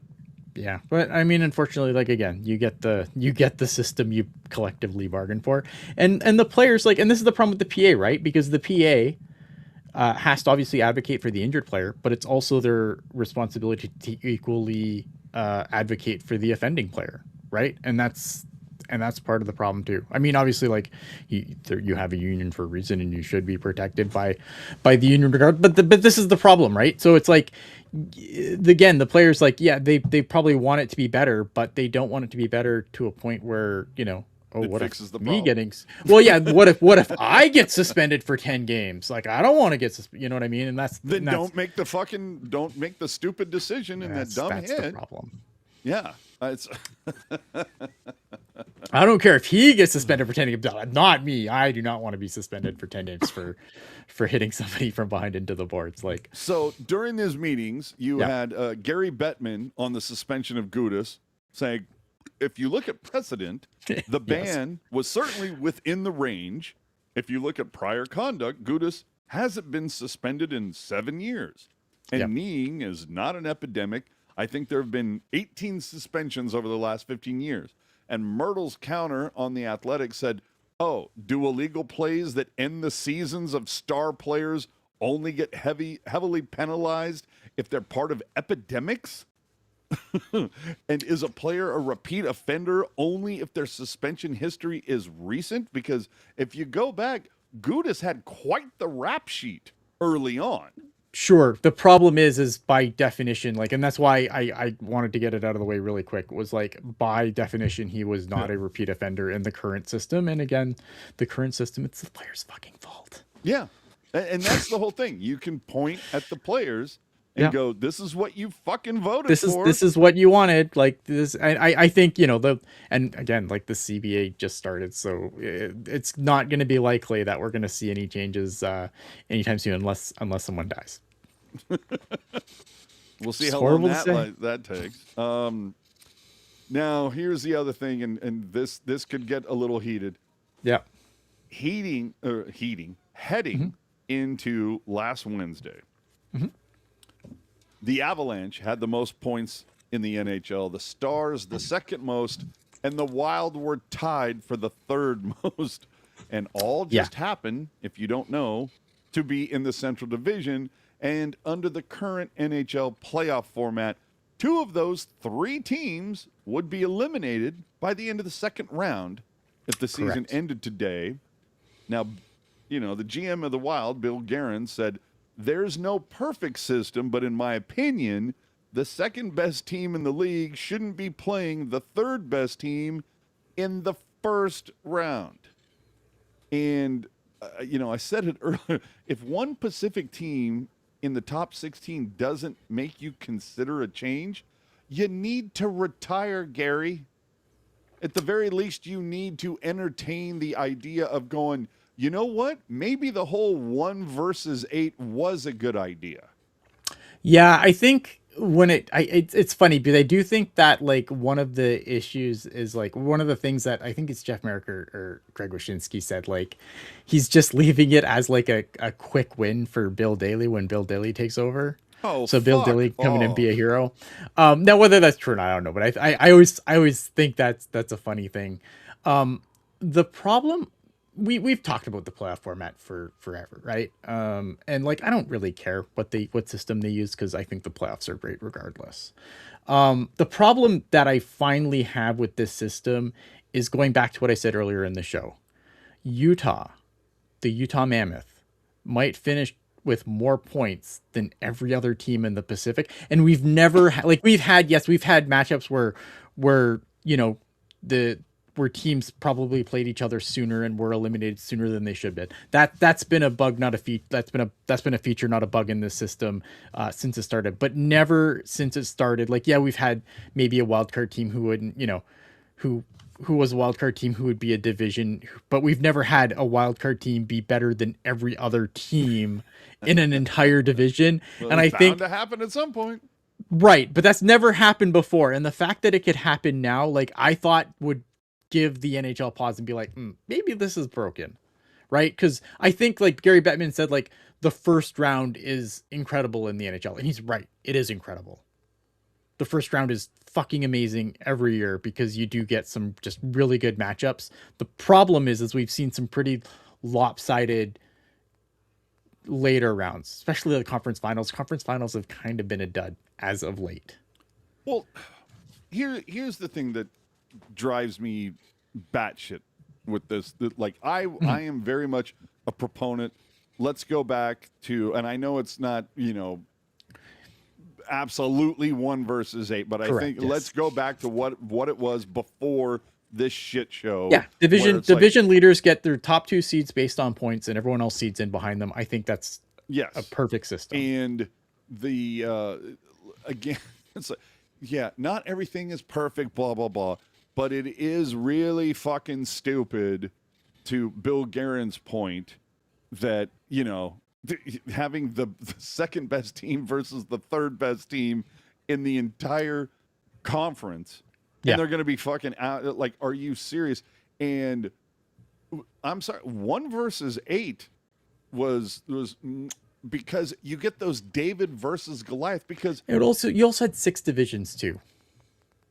sure, but So it was like it was a thing that you had to do because you had 6 divisions at well, that point. either So way, divisional they can playoffs didn't work. fucking figure out something that it's better that to go back to the quote unquote 1 versus 8, because you can have those David versus Goliath matchups like 30 years ago when the Sharks beat the Red Wings in the first round in 7 games.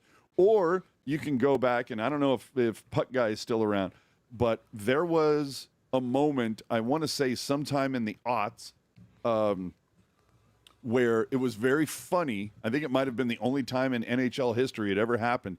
The East 1, 2, 3, 4 beat 5 through 8, but in the West 5 through 8 beat 1 through 4. Right. And it was like, but those of us who are Team Chaos were like, fuck Yes, let's go. And that can only happen in a 1 through 1 versus 8 type of a deal. I love that. And like and 1 drives through me 8 fucking crazy, because I also look at it because the same problem exists in the NFL a few years back, a decade ago, whatever it was. The fact that like the Seattle Seahawks had a losing record. They were 7-9, but because every other team in that division sucked balls, they won their division at 7-9 and hosted a team that was like 11-5. In what fucking world does that make sense? it doesn't. And I will say the one thing about 1 through 8. The one that like it wasn't a perfect system either because the divisional leaders got top 3 seeds. And remember how putrid the Southeast division used to be? This was Tampa, Florida. Who else is in it? Atlanta. I'm trying to remember who else was in the Southeast, but like Carolina, like these, and they were all awful. And like one of those teams would always make the playoffs where because they won their division, but they were so terrible that like a team that finished ninth in this playoff seeding finished ninth because the top 3 seeds went to the division. So like it wasn't perfect, but it was better than this. Mm-hmm. Yeah, I completely.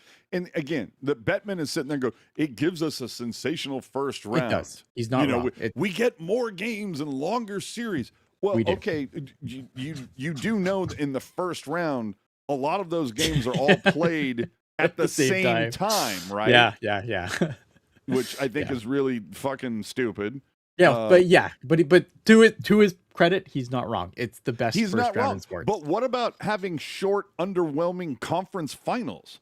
Yeah, no, I agree. It says 5 of the last 8 have been sweeps or 5 gamers. Yeah. That doesn't necessarily draw eyeballs. I think the problem with hockey is, especially in the United States, is that like there's sickos like me who will watch the whole thing regardless of whether the Sharks are playing or not, and I'll watch it from game 1 in the first round to game whatever of the Stanley Cup final. But I think that the problem is that, and why they want the longer first round series and stuff, is because once a lot of hockey fans in the US, not all, again, I'm not trying to paint with the right, but a lot of American hockey fans, and the television numbers bear this out, will drop off as soon as their team's out. Sure. So to get that first round, I know. I'm just playing devil's advocate for the incredible first round and why that's important to them. Because you're playing what should be the round 3 Earth. Right. Yeah. And for some of these series, that's what they feel like for sure. That's so anyway, yeah. It was like, oh, it makes for, bigger matchups, longer. If I see LA and Edmonton playing the playoffs one more time, I'm going to lose my shit. Here's the thing too, like, because I do like the divisional ideas, because like getting some of these divisional rivalries. The problem with looking for divisional rivalries in the playoffs is that like the schedule doesn't really support it, right? Like it doesn't. The schedule's balanced. In the old days when you'd play a team 8-10 times, right, and then you met in the playoffs, and then you times. really fucking hate each other. You play what, 3-4 times against your division? Well, next year when they expand, it'll be 4 times in your division, and they don't even do it. Like for me, the cool thing would be like let's put a little baseball on this and be like, okay, you're gonna play every team in your division 4 times, so play them twice in the first 2 months. First 6 weeks or whatever, play them twice at their barn, like on a Tuesday and a Thursday, and then in the after the break, after the All-Star break, then you host them twice on a Tuesday and a Thursday, or a Friday and a Saturday or whatever. And that, to me, that would really be the cool thing, is that if you bake in, because obviously because of building availability and all sorts of other shit, you have to have back-to-back games. Well, how great would it be if that, like, the Sharks go to LA and play the Kings Friday and Saturday night there, and then, in the second half of the season, they host the Kings in San Jose on Saturday and Sunday, and oh my God, you could market the shit out of that. You could sell tickets, a ticket package. Like you could have, do you want tickets for Saturday? Or, no, I want a ticket for Saturday. So I want to be there for both games, because these teams are going to fucking hate each other by that second game. Right? Like, mark again, like best sport, stupidest fucking league. Yep. Like you could market the crap out of that. that happens like this so much. Yeah, I agree. I mean, it would be an interesting way to do it, because again, I just think with the season not having as much emphasis on divisional play, like it just seems weird that the playoffs have to be like this pigeonholed divisional system that doesn't. And I understood why they did it, and they just like teams were just not good enough, and like they didn't really get, like, we got a few Battle of Floridas, and that's really cool. Like I do love the Battle of playoff series, right? Like that's always cool when you get that, and I think they were hoping they would get a lot more of like a few more of the marquee ones, but of course the teams didn't cooperate with them. Some of the teams that would help make those playoff series were pretty bad for the entire run of it, and again, but no, I don't know, man. Like it's like, to me, again, like I don't care. The playoffs been doing are the this playoffs. for what, 35 years. Ever. Yeah. Fucking tap out already. Give somebody else a try. Not until he expands to 30 fucking million. Kiss me. All right. Speaking of the Olympics, which we did Yeah, about boy. 3 hours ago, We did. Jack Hughes evidently like lost his shit a little bit, wanting his golden goal puck from the Yes. Hockey Hall of Fame. And of course, as soon as I heard that, whether it was from Wyszynski or whoever, it was like, bro, that ain't your puck. No, no. So in Jack Hughes's defense here a little bit, right? I get it, because a lot of times it's like, oh, your first goal, you get the puck, whatever. But like obviously in this is a situation where But your first this goal's stuff not has in the already been Olympics, promised. bro. No, 100%, right? Like, and like, but I understand why he would think, well, why don't I get this puck? Where's my puck? But again, this is a situation where, like, obviously this stuff has been before the tournament even starts. It's been promised, like, this is going to go to the Hockey Hall of Fame, regardless of whether it was a Canadian who did it, an American, a Swede, whoever. Like, that was going to the Hall of Fame, regardless. But I do think, like, historic data. yeah, How the hell did he think that he was entitled to that? I don't get it. But would this lead to a change in some sort of contract? I'm not going to play in the Olympics unless I score. If I score the golden goal, I don't get to keep the puck. What the fuck? no, And the thing that gets me about this is we've seen over the course of the last decade that the NHL will auction off anything that isn't fucking nailed down. Doesn't matter. It's like, there could be a social media post. They handed the phone to Sidney Crosby and say, hey, Sidney, post this on the Penguins official Twitter for a second. And he posts like a dad joke or something. And within 10 minutes, the Penguins would be like, own the phone that Sidney Crosby tweeted out. That's where we're at. Like, they want to sell anything that's not nailed down for a premium. That, it goes to show 10 years ago, Puck Guy, myself, Jerk, we're at a Sharks equipment sale. And you could get I bought a Brendan Dillon gamer jersey for $250. okay. You cannot today get a gamer jersey. I should say, I don't want to necessarily say specialty, because it wasn't like a heritage jersey. It was a alternate. It was a black alternate, but it also had the 25th patch. So it was a little special, or more special than most, but $250.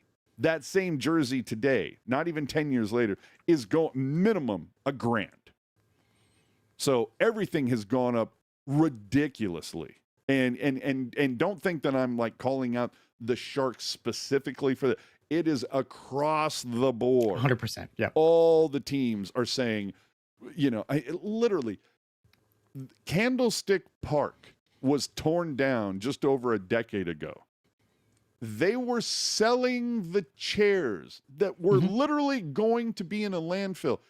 That was a moment that they could have said, are you a fan? Did you come to, 49ers or Giants games? Yeah. You know what? As a service, be a part of that history. Come by, and for a, $10 donation, they could have used it as a fundraising thing. Come by, buy a chair. And you do it like $10 a chair. You limit it to like 4 per person. Sure. But you get people involved. And instead, what happened? It was like, here's this whole bank, and we're going to auction off, and it starts off at $100. Yeah. Fuck you. And what ended up happening? The chairs, ended up in a fucking landfill somewhere. Landfill anyway. Yeah. And they didn't make any money from it. So it's like, ugh. Yeah, Anyway. I think Jack Hughes, I think that he, I don't know. I feel like this thing got was he just blown caught out up of in the proportion. moment? I think so, right? Like I think it's something where, like, I think the response from the Hockey Hall of Famers, right, was it was never your puck to own. Yeah. I think like that's the right response, and I think he did kind of walk it back a little later. I think it's funny because like we always I always get upset because like we I always think talk part of it about was how like Megan Keller isn't saying anything. Shut up. right. Well, it's not even just that. Like it's him. It's like again, it's a situation where we get mad when they give us stock answers, but when they tell us how they fucking feel and it's really dumb, we don't like that either. I mean, see, I got to push back on that because it's like, no, I appreciate that you're going to tell me that you're going to be real, but if you're going to Was a say really something dumb thing to stupid, say. we're going to fucking, Yeah, I like, know. say, I'm dude, not that was saying like kind we of shouldn't, stupid. but I just it's pretty dumb. Like, Like yeah, when like when if I he heard had it, I said laughed, something right? like And I saw really, like this like some of the stupidity on Twitter. It's like, why is this in Canada? Well, that's where the Hockey Hall of Fame. You think the Hockey Hall of Fame is like a government of Canada fucking building? Like, give me But a if he fucking had break. said something like mind blowing, I think we all would have given him credit. Like, holy shit, nobody's ever Yeah, phrased it like that. yeah. Well, I don't But know, man. either way, it was like, no, Jackie that says was, some it really was dumb really shit. fucking stupid. It was like, dude, just go see a dentist and forget about the puck, all right? Fuck. Yeah, kid, Eric man. I mean, Polkamp. yeah, go ahead. Oh, also on the topic of the Olympics, before we completely shift gears, Yep. we are getting a World Cup of hockey in 28, and that's going to be fucking awesome. Hell yeah. Eric Polkamp was named top 10 finalist for the Hobie Baker Award. Nation's top scoring defenseman with 17 goals, 20 assists, good for 37 points over 38 games. This guy cannot get to San Jose soon enough. Will be the number one defenseman as a righty on day one, without a doubt. Do you think he is wearing a teal jersey before the end of the Sharks season? Depends on how Denver does, because obviously, like Denver is not finished playing yet, so it Doesn't the depends college on. season still end before? Yeah, Wasn't there somebody who came in and like played 9 games at the end of a season? Was that Bordelot or somebody? Yeah, it depends on like obviously like because you saw a couple of guys that have gone to like Hudson's brother went to Washington, but it depends on how like obviously it's going to depend on how long the Denver season goes. I mean, I hope like obviously I want Polkamp to sign. I'm gonna be a little I'm gonna be a little nervous if we get to the end of the season. Like, you know what, I'm gonna do another year at college. Like, I'm gonna be a little nervous at that point. You know what I think would be great is that if Polkamp comes up and is just like averaging like 1.2 points per game over 9 games. You know, like, oh, what, like these assholes don't know what they're doing. Watch this. You know, like Yeah, fucking kills it. I feel like I feel like at this point, like this is the time where I think he needs to make the jump, but I'm going to be really worried if we'll ever see him in teal if he's like, nah, I'm going back to college one more year, because then you're in the situation where once he's But if done you win school, the Hobie, haven't you basically told everybody I ruled this nest and I'm yes, like I can move on? However, for an NCAA player, if you finish school and then don't sign a contract by the 15th of August, you become a free agent. Yeah, but don't you have to kind of look at the Sharks and and be kind of like, I do. ooh, Yes. Celebrini is he's a sweet looking tomato, and I do, and I agree. And again, I'm not trying to like, I'm not you trying to know- worry people, but I'm just saying like that's something You're that being with a college realist. players I you have to keep appreciate in the that. back of your mind. Yeah. But Jesus, see, I would look at this situation. I would think as a defenseman, and look at that talent up front, and then you look at the blue line and go, "Oh yeah, no way, I'm not fucking number one as soon as I walk in the door." Like I will be the I don't know if he's a number one in the NHL, and who's better? yeah, I don't know, but he would definitely get opportunity here. He definitely would get opportunity. And again, I'm not saying that he is not coming. I'm just saying that if he doesn't come after this season, like, it will kind of nag at me in the back of my mind. Yeah. Well, like maybe this guy's not coming ever. All right, dude. Okay, I know. I'm down the whole fucking I'm room. the buddy. fucking worst. I'm the worst, man. Absolute worst. It was reported earlier this week, the city of San Jose and the San Jose Sharks have no ability to force Google to continue their abandoned downtown West project. I tweeted this out once I read this, and I'm guaranteeing you this is going to become a thing. We go back to the Erik Karlsson trade, when the Sharks acquired Erik Karlsson, and it was the whole thing of Doug Wilson not protecting the number one draft pick that went back to Ottawa. And what happened? Ends up being third, ends up going for Stutzla, blah, blah, blah. And since that moment, every time a first round pick has been dealt, it's always been top 10 protected. Yep.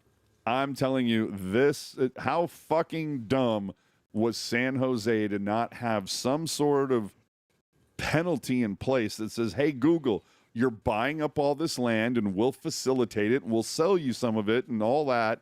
But if you don't build something within 5 years, we're going to have there will be a penalty in place that you will have to give us a shit ton of money, or you'll have to sell us back land for what you paid for it. There's going to be some sort of penalty incurred.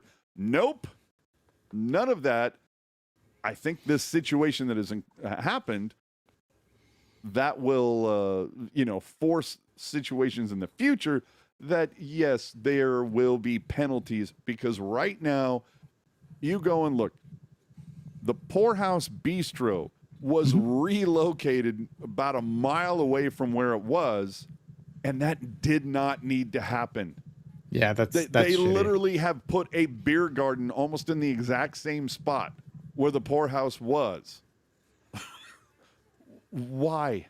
Oh, because Google's not doing anything. Because but those fuckers, like, you'd like to see that happen, but these fuckers don't play by the same rules we do. But it's just so annoying that there was nothing in place to say, okay, after, if you don't do anything in 5 years, if no shovel hits the ground, you have to give us back the land. Like, so we can, work with somebody else who might develop it. The fact that Google is sitting there with piles of billions of dollars with their thumb up their ass, and remember, Google's like big fucking catch-all phrase a couple decades ago was "do no evil." Mm-hmm. Well, you're kind of being evil to San Jose right now, guys. Well, I mean, they're being evil in a lot of ways. Like, sure, but it's like, don't screw over this city. Give them the land back, or work with somebody else. Get something going. But the fact that we lost Patty's, like I said, Poorhouse got relocated. Some other shit happened. Like, none of it has been good. And, we basically have blight now. There's a bunch of scraped buildings. Yeah. Jesus. John asking, how does the city not give itself an escape hatch in that Google deal? Is that as bad as the Oakland and the Coliseum, or quite not that bad? Obviously, I cannot answer this. This is a question for you. Well, see, the problem is that the Coliseum is duly, at least at the time, from how I understand it, was owned by two different, half of it was owned by the city, half of it was owned by the county. So there was a few more moving pieces in there. Either way, there should be something in place that says, oh, if a certain amount of time progresses and you've done nothing, fuck off. Then something, there's some sort of tripwire that goes, oh, well, now this is going to happen. You're either going to give us the land back, or you're going to give us an obscene amount of money to make us feel better. Yeah. Anyway. All right. The playoff hunting San Jose Sharks are gonna get kicked off of their normal television spot. Now, when you wrote this, yes, the playoffs seemed a little closer than they are now. Correct. Yes. I mean, things were not going as planned. They're not rising to the moment. But however, they're in the hunt. Like, whether they're gonna make it or not, I don't know. But they are in the hunt. And they're getting bumped from their TV spot for athletics games now, which seems to be an annual thing, right? Like, this is obviously a thing that happens. Look, I understand that baseball is the bigger sport, but it's not even like, I think that the part that annoys me, and this doesn't affect me at all, but it annoys me anyway, because the Athletics are just the Athletics. They're not. There's no city name in there. Yeah. They're cityless. So like this is a team that like has been like what they're playing, what, Sacramento or whatever. Yep. Okay. Like I don't know. It's like, to me it's just like what the fuck? Like this team is like, obviously there's rights deals and everything else, but I can't imagine that you would, to me it just seems absolutely mind-boggling that you would kick off a team. Now and again, I appreciate baseball is the bigger sport. And I remember when I said one time we were on the show and Chester Chivo was in the chat and I was like, yeah, fucking meaningless baseball. He's like, there's no meaningless baseball, Ian. And I get it, right? Like it's sort of like, it is, to me it's meaningless. I mean, they play 400 games and it's the first games of the regular season. It seems pretty meaningless to me, but I digress. It seems shitty that a team that's, eventually gonna wander off to Vegas or wherever the fuck it's gonna go, still gets priority over a team that is actually here, rooted in the Bay Area. Yeah, this makes no sense to me. It's the idea. Now, if the Athletics, like, let's flip the script for a minute. Let's say that it's October and the Athletics happen to somehow be playing postseason baseball. But, oh, wait, it's October 10th. The Sharks are about to play their first game of the season. We're going to bump the Athletics in the playoffs to a lower tier thing so we can show Sharks game 1. To me, it's the same fucking thing. Thing. Yeah. Now, of course, they're going to say, well, Athletics, and like it should say something to you as a Sharks fan that an Athletics game, game 4 of 162 will draw more eyeballs than, a meaningful end of the season Sharks game. Like you should be more concerned with that. And to a point I am, but I would think that if they were still in Oakland, they're in fucking Sacramento, they're a year or 2 years away from being in Vegas. Why are you still supporting this flop house? Yeah. And I have to think it's television. It's a contract, some sort of rating. And it's got to be contractually. Like it's got to be something they're contractually obligated to do. They must draw some eyes and advertisers. I'm sure again, baseball's the bigger sport. Like I understand that. But it's still, you're just like, ugh. Which leads me to just go, you know what? Let's just keep an eye on the regional sports networks for the next couple of years. They are dead.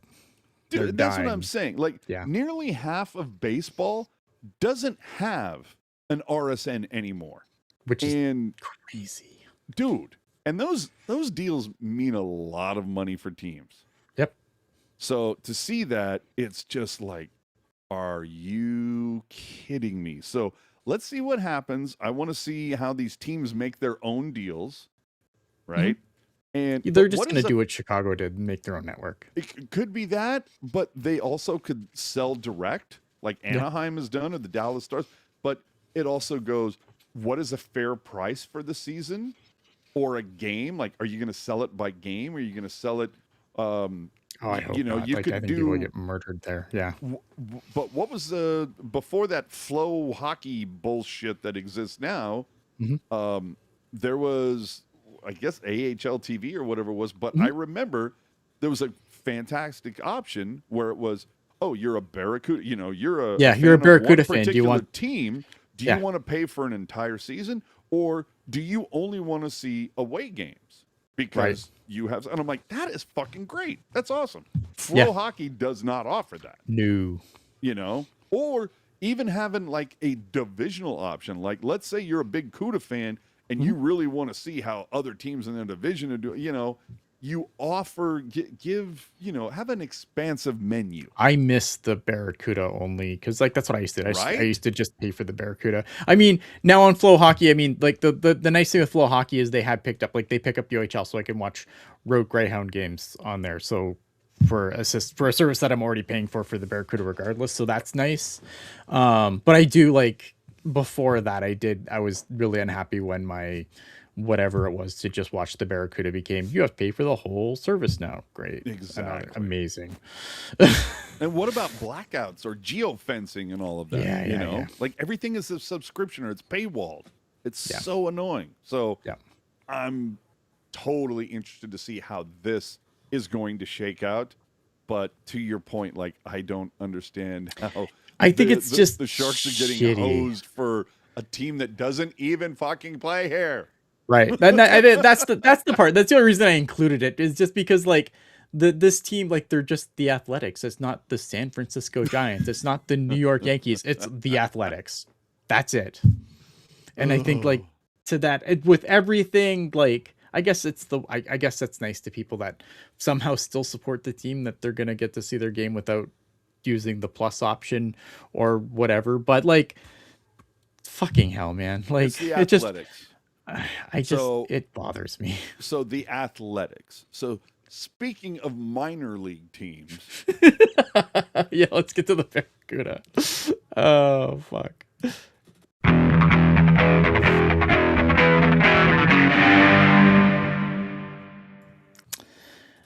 The the San Jose Barracuda had a great week this week. They went 3-0. wasn't a Freudian slip at all. What are you doing? Yeah, no, it's because we were just talking about everything else. They started a Wednesday game not against the San Diego Gulls. Was This that was allowed? the Was that in the CBA? That's apparently in the CBA. This was the classroom game, so this was on during the day. I was at work. I did not. 10:30 locally, dude. It was Yeah, great. even like I think thank you for me. It was like I'm like, oh, I'm at work, and I just never got back to watch this game. But I can tell you what happened. Well, It hold was on. a Just- 5-1. Just let me say one thing about it. Yeah. Not only what was so great about this 10:30 game, which from what I understand, this has been an annual thing. This is an classroom annual, game, correct? Yes. right? So not only was it great that it's the annual classroom 10:30 start, this one was actually televised locally. Oh, that's So nice. I like actually- that. Yeah, so I actually had it on my YouTube TV. It was really, it's like I got to sit back here and do my normal job day to day. It was really cool to have that game on in the background. Very nice. The San Jose Barracuda played the Coachella Valley Firebirds. They beat them by a 5-1 score. They put a ton of shots up. They also allowed a ton of shots too. Afanasiev, Colin White, who is back somehow. I don't know how Colin White is back as soon as he is, but we will take it. Casper Holtinen. What's Hoffman's first name? Hoffman. I can remember his first name. All I hear is Mike. Yes, it's not Mike. I promise you it's not Mike. And Van Roboy's scoring for the Barracuda. Gabe Carrier getting the start, obviously, with Laurent Brossoit being with the Sharks. He was spectacular in this game, making 29 saves on 30 shots. And again, like I can't tell you enough much about this game. I just never got a chance to go back and watch it. Really busy week in the Ian residence. Which brings us to this weekend. Brendan Brendan Hoffman. That's right. Thank you. On the weekend, the Saturday night, the Barracuda played the Abbotsford Canucks, not the Vancouver Canucks. Although I think either team, you could interchange them at this point. They're both who would know pretty the fucking difference? putrid. No one would know. They beat the Canucks 4-1. San Jose just dominated them this game. They put 40 shots on goal to Abbotsford's 24. 50% of the power play, perfect on the kill. They got goals from Hoffman, Haltinen, Vincent, and Huntington. Gabe Carrier, again, outstanding in this game, 26-27. They did good on the Canucks, but Gabe Carrier was forced to make some pretty big saves in this one, which he did. Great week for him. The Canucks got out to an early lead in this one, despite the fact that the Barracuda were pretty much all over them. But then Hoffman breaks through in the second, and they just never look back. Pretty much, again, like it's just a very dominant game against the team that they should dominate. The Abbotsford Canucks are absolutely putrid. Which leads us to today. They beat the Canucks again by a 4-2 score. They got goals from newcomer Jet Wu, Wallstrom, Musty, and Van Roboys, all getting on the score sheet. They've now won 5 in a row at home. They finished the season series with Abbotsford by going 6-1, 0-1, which is two losses too many, but we'll take. And they were 4-0 at home. Unfortunately, no more games against the Canucks, who are again are just they're having a rough season, and it's hard, right? Because like when you look at Is it though? it sucks because we were in a very similar situation not very long ago, where the Sharks were putrid and the Barracuda were also putrid at the same time. So there was just And we got over it. awful. So Yeah, they'll get there. better days ahead for Vancouver. Everybody's just gonna go party in Coquitlam and be like, it's fine. It'll get better. Surrey. Everybody's gonna be in Surrey. Both guys involved in the Thompson trade. Thompson got on the score sheet for the Canucks, and Wu got on for the Barracuda. Since the trade, Wu has played Wu has played 5 games, posting 1 goal and 1 assist. Thompson has played 8 games for Abbotsford, posting 2 goals and 6 assists. You didn't like the trade when it happened. You probably hate it more now. Yeah, a little bit. But I gotta say, the Barracuda this week, you know how many shots on goal they had? 114 over those 3 games. Yeah. Me likey. They are consistently going over the 35 mark. When you're getting that many looks, the good stuff's going to happen, man. Yeah, really, just a really strong week for them. Obviously, they had a little hiccup in against the Roadrunners last weekend, but this team, like, I mean, this is the best the Barracuda have been. This is the most excited I've been about Barracuda probably ever. I don't know, maybe not ever. I mean, there was the like going back to when they first showed up, like the 2016-17 when they went to the 15-16. 15-16, yeah, like when they when they had that good run there. No, I feel better about them now. But I do, like I do.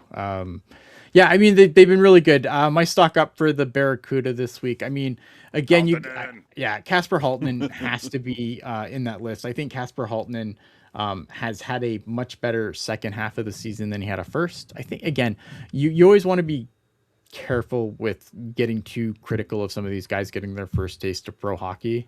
And I think that Halttunen did struggle a little bit to start the season, but he's really, really come on of late. So really happy to see that. And then again, like the thing that I love about this team though is it's not one guy carrying them over the line. Like it's very much by committee. And like you look at like guys like some of the points, like Quentin Musty's closing in on 20 goals on the season. Oliver Wahlstrom has 23. Like if you go up and down the list, like everybody's Huntington close 15. to like hitting a nice number. Right. But it's just like, but it's not like where you look at like the Sharks and it's Macklin Celebrini with 9 million points and then Will Smith with 40, right? Like it's, you know what I mean? Or 45 or whatever he has, right? Like the Barracuda very much do it by committee. And I think that's the reason why they've just continued to roll on. It doesn't matter who comes out of the lineup because someone's going to step in and take that spot, they've had some significant injuries too, right? Like Cam Lund probably isn't playing again this year. That's a huge loss. Igor Chernishev gets called up again. That's a big loss. But yet, because they do it by committee, the tank keeps rolling. It doesn't matter. And I'm not tank as in like tanking, but like tank as in armored vehicle that just kind of rolls across and kills everything in its path. Let me float you this. I don't know that you're going to get this. I'll be impressed if you do. Without looking. Okay. For you, who has scored the most goals for the Barracuda this season? I think it's Philip Biested. You would be incorrect. Wow. See, there you go. Philip Biested leads in points, right? But Philip Biested leads for points? Biested leads in points, yes. Oh, hold on, let me confirm. Yes. But in goals, Wahlstrom has 23. Biested has 18. Okay, so not far off. Now it should also be noted, Biested is a +6. Wahlstrom is a -11. Yes. But, like, to your point, like, very notable. You look at this Barracuda squad, the top 9 guys are all 30 or more points over, and the top 2 guys, Biested and Huntington, are over 40. Right. But to have almost 10 guys over 30. Again, committee. Yeah. And just get, if one guy drops out for a game, somebody else is going to step up, but very much a committee. But I do want to, for stock up also, I do want to include Gabe Carey in that, because I think that was the one concern when Laurent Brossoit got called up. Again, I like Gabe Carey, but I find he can be very uneven at times, but he was spectacular this week. Jakob Skarek was in the net for the game today. He made 27 saves on 29 shots. A nice game for him, who has not seen, Jakob Skarek has not seen a lot of action since Brossoit's been here. So for him to come in and, in spot duty like this and have the game they did, now it is against the Abbotsford Canucks. I do acknowledge that, but I still think it's, for a guy who's, I think's played 2 games since Brossoit was acquired, it's good that he can have a good performance when called upon, considering he hasn't played a lot of hockey of late. So yeah, I mean, stock down, I don't really have. I mean, again, like the stock down's a little more tricky because of the 3 Barracuda games. I only was able to watch one this week. I had a family thing earlier this afternoon, so I'm going to watch this 4-2 Abbotsford game later. But yeah, I mean, so stock down, I don't really have anyone, because what am I going to base it on? They won all their games. Yeah, they didn't win them by a big enough goal differential. Right? Yeah, I don't know. I mean, like, what are we going to do? The power plays, power play's been scoring goals. Penalty kill's been perfect. Like, I don't know what my pitch could be. I felt like their jersey the other night could have been nicer. Yeah. What do you think about this ATO handed out to Mac Oliphant? Yeah, I again, this is what you have. You have guys get signed to ATOs around this time of year, especially with like some of the injuries and stuff.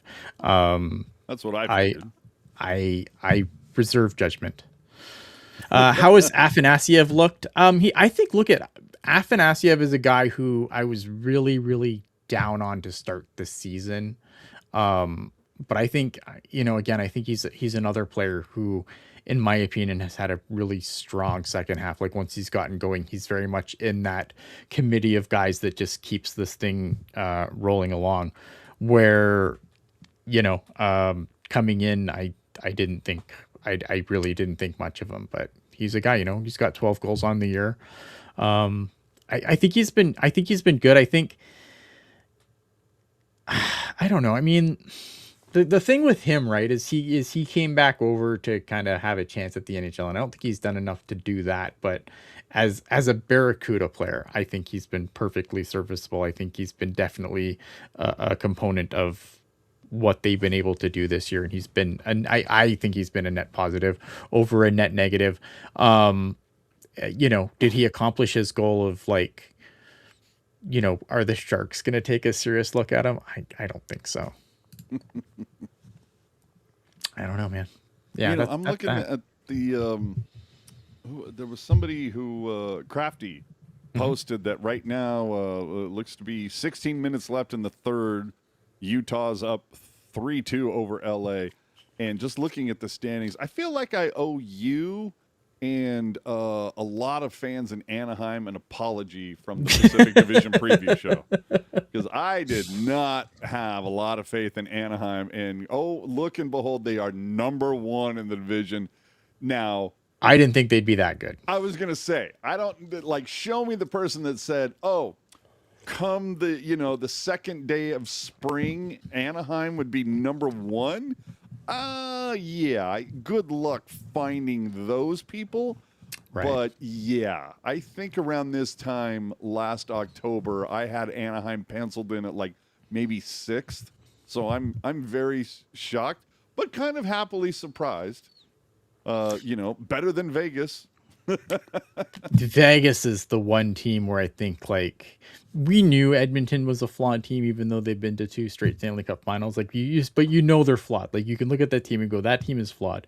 Vegas kind of surprises me because, dude, since the Olympic break, I don't know what the fuck has happened to them. Right. Like, we knew that, like, Vegas, like, obviously doing the things that Vegas does, like the check was going to come due. I don't think I thought the check would come due this quickly, especially after picking up Mitch Marner.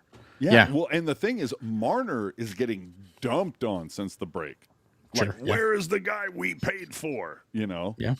It's anyway.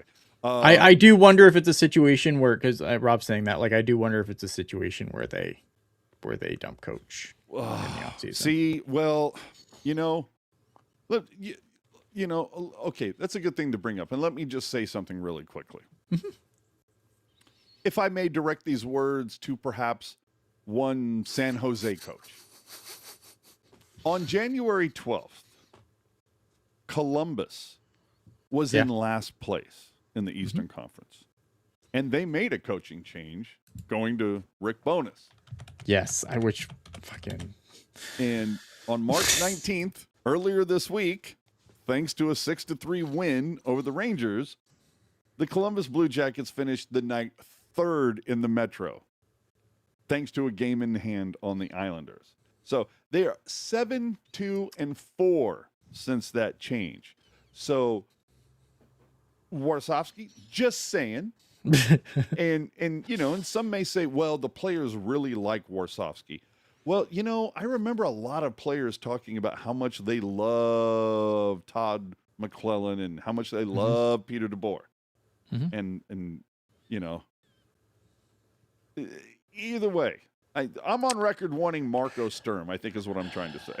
I think the thing you have to remember too, though, I think if like looking for, because I've seen a little bit of this, right, where it's like, well, the Sharks would just dump Warsofsky, they would jump out. But like, I think the thing you have to remember with Columbus is, like, Columbus is a team that won the Metro division's also kind of dog shit. Two, it's easy to rebound like that when you have a Norris defenseman. Sure. On your blue line. And not to, there's no diplomatic or delicate way to put this, so I'm going to try to say it as nicely as I can. I would also say that Columbus may have perhaps rallied around their lost player. Sure, yeah. They've done it 2 seasons straight now. Like, I think that's been a thing. Like they have, I feel like he has been a catalyst. I also think it's a team that just should, like, you look up and down that lineup, they should perform like the way that this should be a playoff contending team. Like, there was no reason for them to be as putrid as they were to start the season. Yeah, but Columbus and Minnesota, I feel like, have always been like the two teams where they're like, oh, Columbus and Minnesota are doing well this season? Oh, yeah, they are. Okay, name more than one player on the team. And most people are like, Kaprizov and, and they get stuck. Yeah. So, I don't know. Blame Bettman for that. Poor marketing. Poor marketing. All right. In the schedule this week, the Sharks are on the road. They're going to go to Nashville, which is a huge fucking game for the Sharks. I think this game is going to tell us a lot about how, like, if they lose this game to Nashville, I might stick a fork in them. And I've been I've been on the Sharks. Like I have said up to this point, I believe that Macklin Celebrini will drag this team to the playoffs if they don't beat Nashville.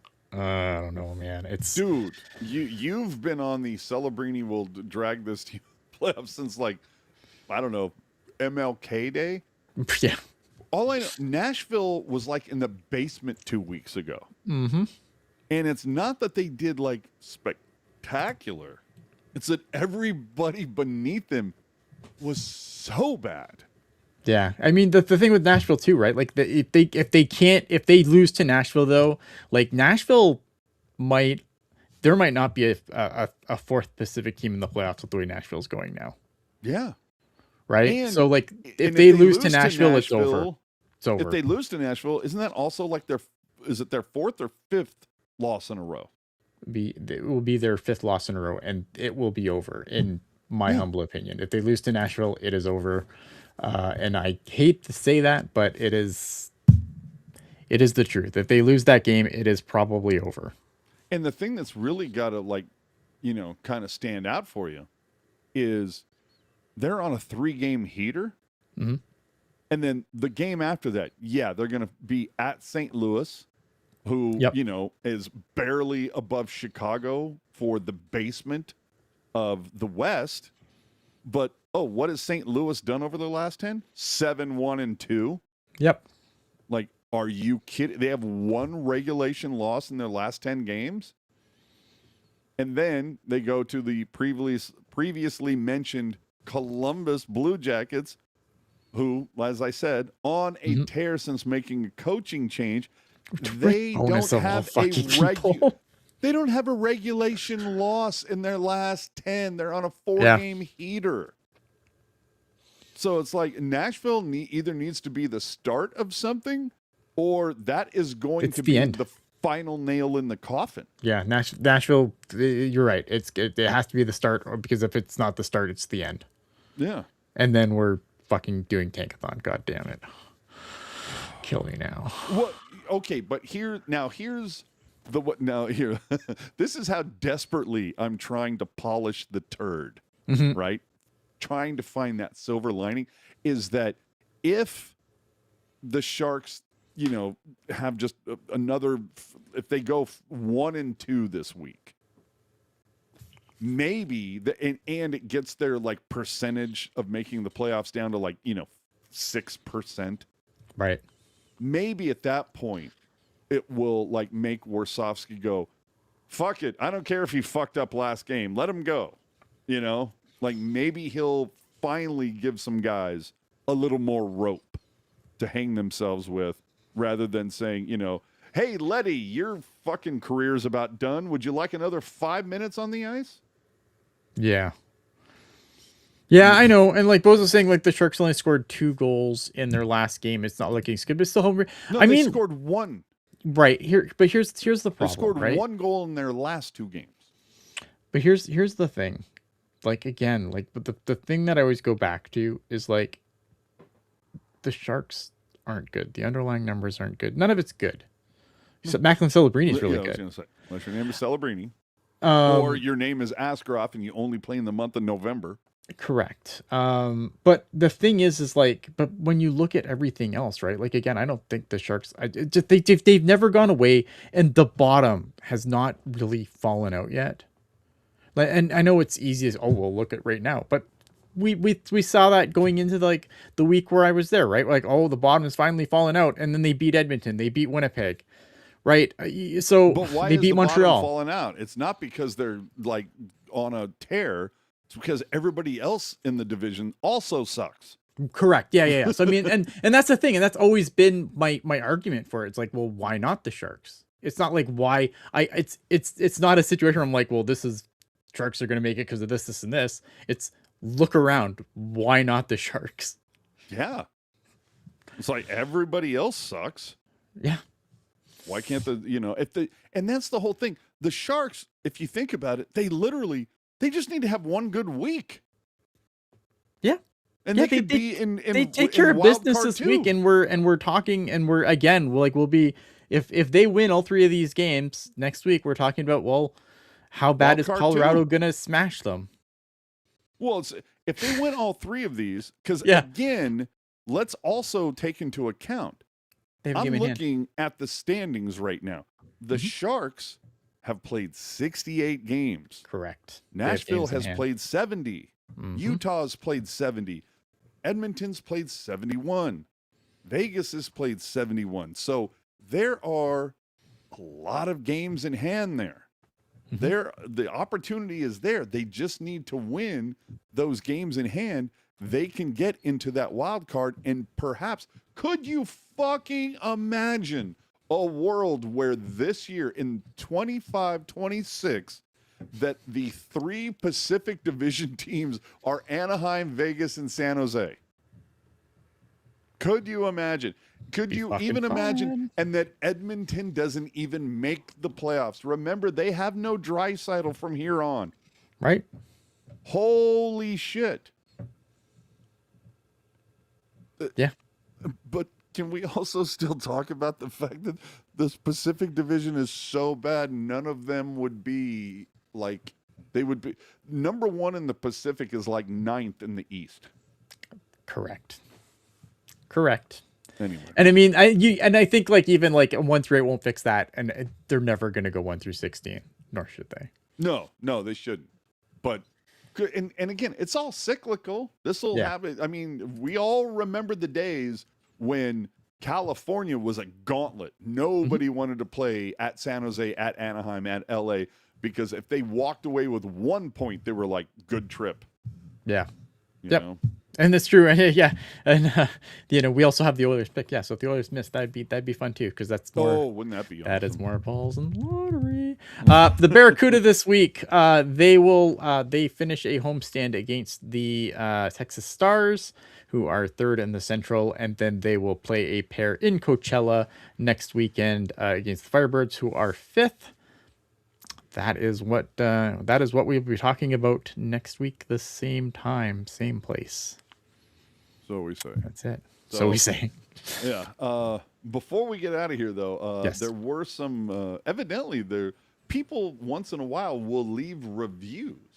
Ooh. And I was sent a text from a couple people that said, "Hey, did you see this on Apple reviews? Did you see this on Reddit?" And no, I didn't. Let's go take a looky-loo. Is my feelings gonna get hurt? Yes. I mean, you're Canadian, would they? Kidding. Yeah, no, I'd get them checked for free. It's fine.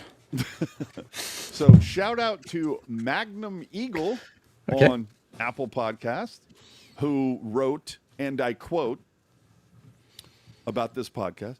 I should be, facts matter. I don't know that this was specific to the Pucknologist, if it was specific to a After Dark, or if it was just, the overarching umbrella of Teal Town, USA. Okay, fair. Yeah, But I'm going to throw throw this. this. Good caveat. Yeah. Right. So leaving this review on, he says, quote, "One blowhard. One of the," and that was like the heading of his review. And then subsequently, "One of the guys on here is the most annoying, stuck-up elitist hockey fan that almost makes me hate the sport. I want to hear about the team, not that you don't like the music they play in the arena or people not leaning back in their seats."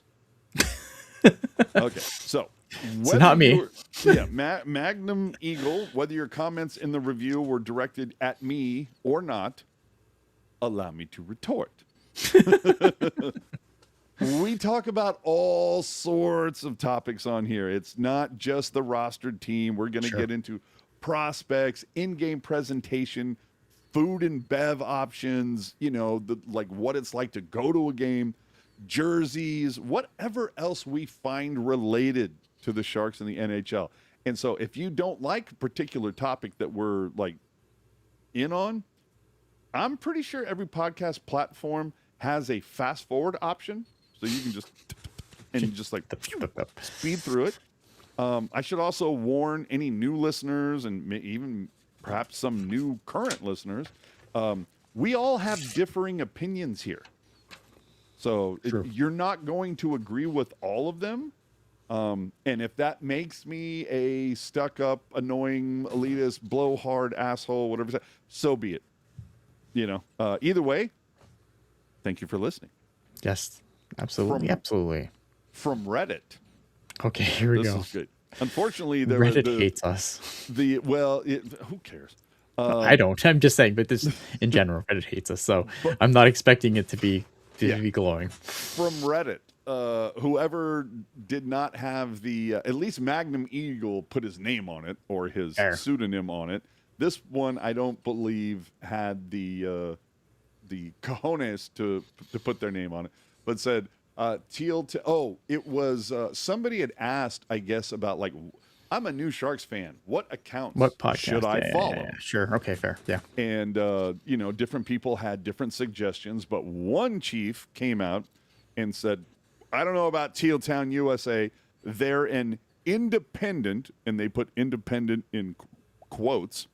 "They're an independent PR arm of the Sharks." Yeah, that is exactly how I felt. But listen to the rest before we dissect this.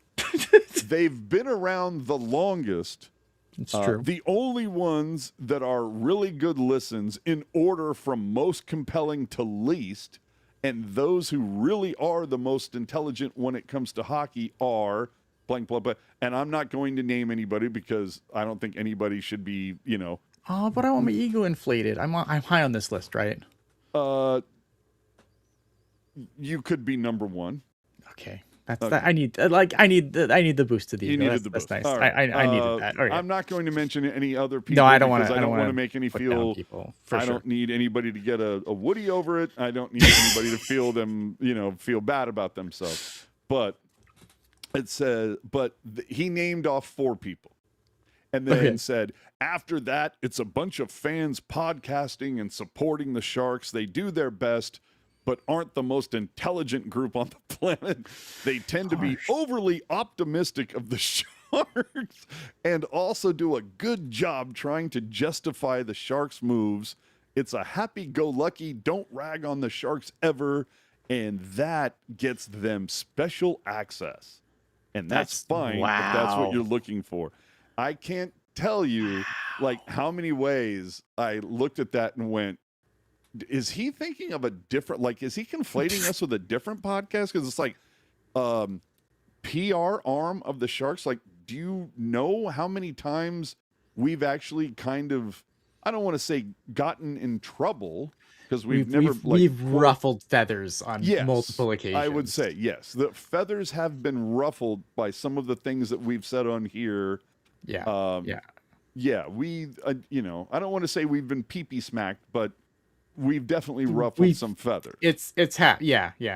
So the idea of calling us a PR arm, I just got such a kick out of. I need some of that Sharks money, dude. I really look at San Jose Sharks. If you're listening, I could use some of that Hasso Plattner money. Yeah, but the fact that they tend to be overly optimistic, and I'm like, what?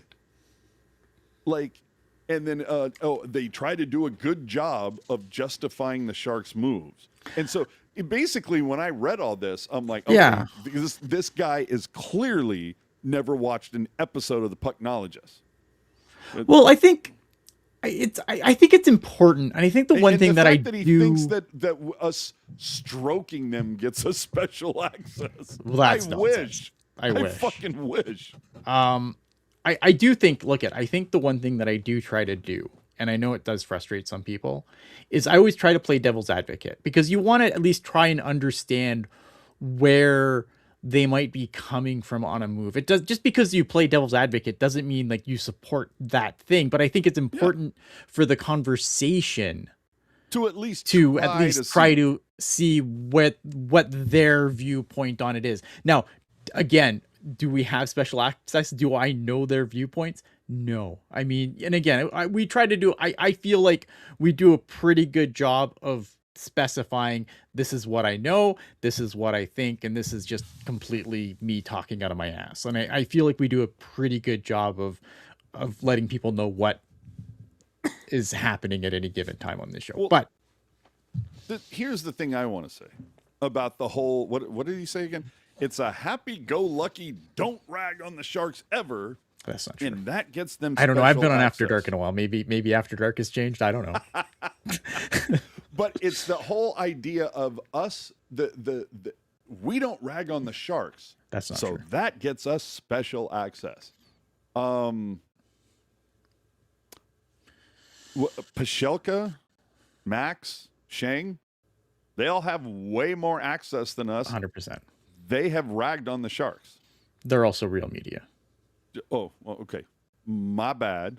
Quote real media. Well, no, but I think it's an important distinction, because what we do is editorial. We're not breaking news. We're not in the room asking questions. We're editorial. For the most part. Sometimes we have. Sure, but 98% of the time, everything we do is editorial. To your point, let's not conflate, beat writers with fan-driven podcasts. So let's conflate ourselves with fan-driven podcasts. Correct. So I have never have I ever seen that Locked On, Fin Factor, Circling the Cup. Who am I forgetting? Locked On. Oh, you did Yeah, say Locked Locked On. On. I'm I sorry. said Locked Yeah, On. sorry. Yeah, But yeah, Locked On, Fin Factor, Circling the Cup, Let's Go Sharks. I mean, whoever, anybody that has a Sharks podcast. Shark City. Yeah, I don't know, or it's like I've never been at some event where it's like we were the only ones that got special access. Like No, when we 100%. go to things, we see all the other representatives of other podcasts. Yeah, and I wonder like if this came after because we talked about like when we did the tour with Brody. No, And I wonder this was before that. Okay.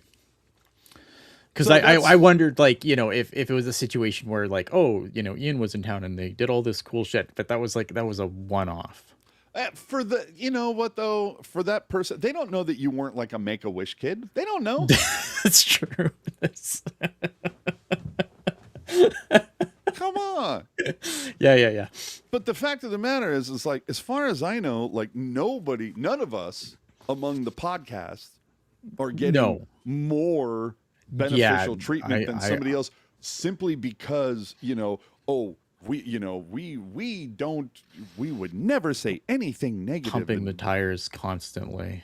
Yeah, like give me, if anything, that review told me you have never listened to a full episode of any of our fucking shows, or you've listened to one where, like, I don't know, somebody was like really like, hey, they weren't that bad, and you know, and probably doing it sarcastically, and you didn't. I don't understand know. Again, and I don't want to speak to, like, I think it's also important, like, I don't watch when I'm not on. So I like to say, like, me too. Again, I'm not saying that the rest of the team is pumping the tires. I don't believe that to be true.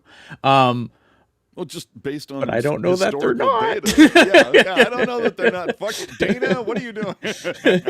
You know what I mean? So I do want to say that, like, when you have a group the size that we do, there's a lot of stuff that I don't see because I don't pay attention when I'm not on. But I've spoken to everybody that's on this show, on a show. I don't believe that's happening. Like, I believe, like, this, like, you know, after dark and we're not on, and Tyler and Jules are pumping up the tires and saying everything is great and nothing's trying to say that all we do is fucking, you know, stroke and glaze the team. And I'm like, right. Like, you know, I've been here for like over 10 years. I've never seen that.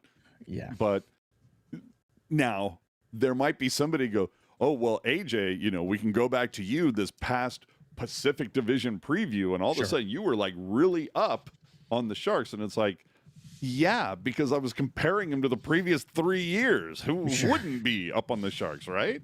Yeah, and Felix saying, like, if anything, they hate that Jules tries to be balanced spot. Like, being balanced is important. I think, like, I don't think being balanced is a bad thing. Again, it goes back to what I said earlier, right? Like, you want to try and see things from that perspective. But again, it's like, it's all, everything we do, like, not 98% of what we do is editorial, right? Like, it's true. I do not consider myself media. Nope. Like, I'm a jackass with a microphone on YouTube. Yeah, jackass with a mic and an opinion, as everybody else is on this planet, apparently. Yeah. Thomas, I like Thomas, says, you guys are the most honest and real Sharks podcast. The other Sharks channels are so annoying and feels like they're not even Sharks fans. That is a terrible way to refer to Brody Brazil, but I endorse it. Yeah. No, I'm kidding. No, I look at, and again, like, I'm not like, I'm not going to turn this into like what's not good about the other podcast, because I get along. No, with I'm not these here people, for that. right? Like, I by and large finds their own vibe, their own niche. The thing that I've always tried to say from the get-go, and, you know, we are the OG video podcast. Now, I know that Dudes on Hockey, I will always acknowledge Dudes on Hockey, they were before us. They were before us, yeah.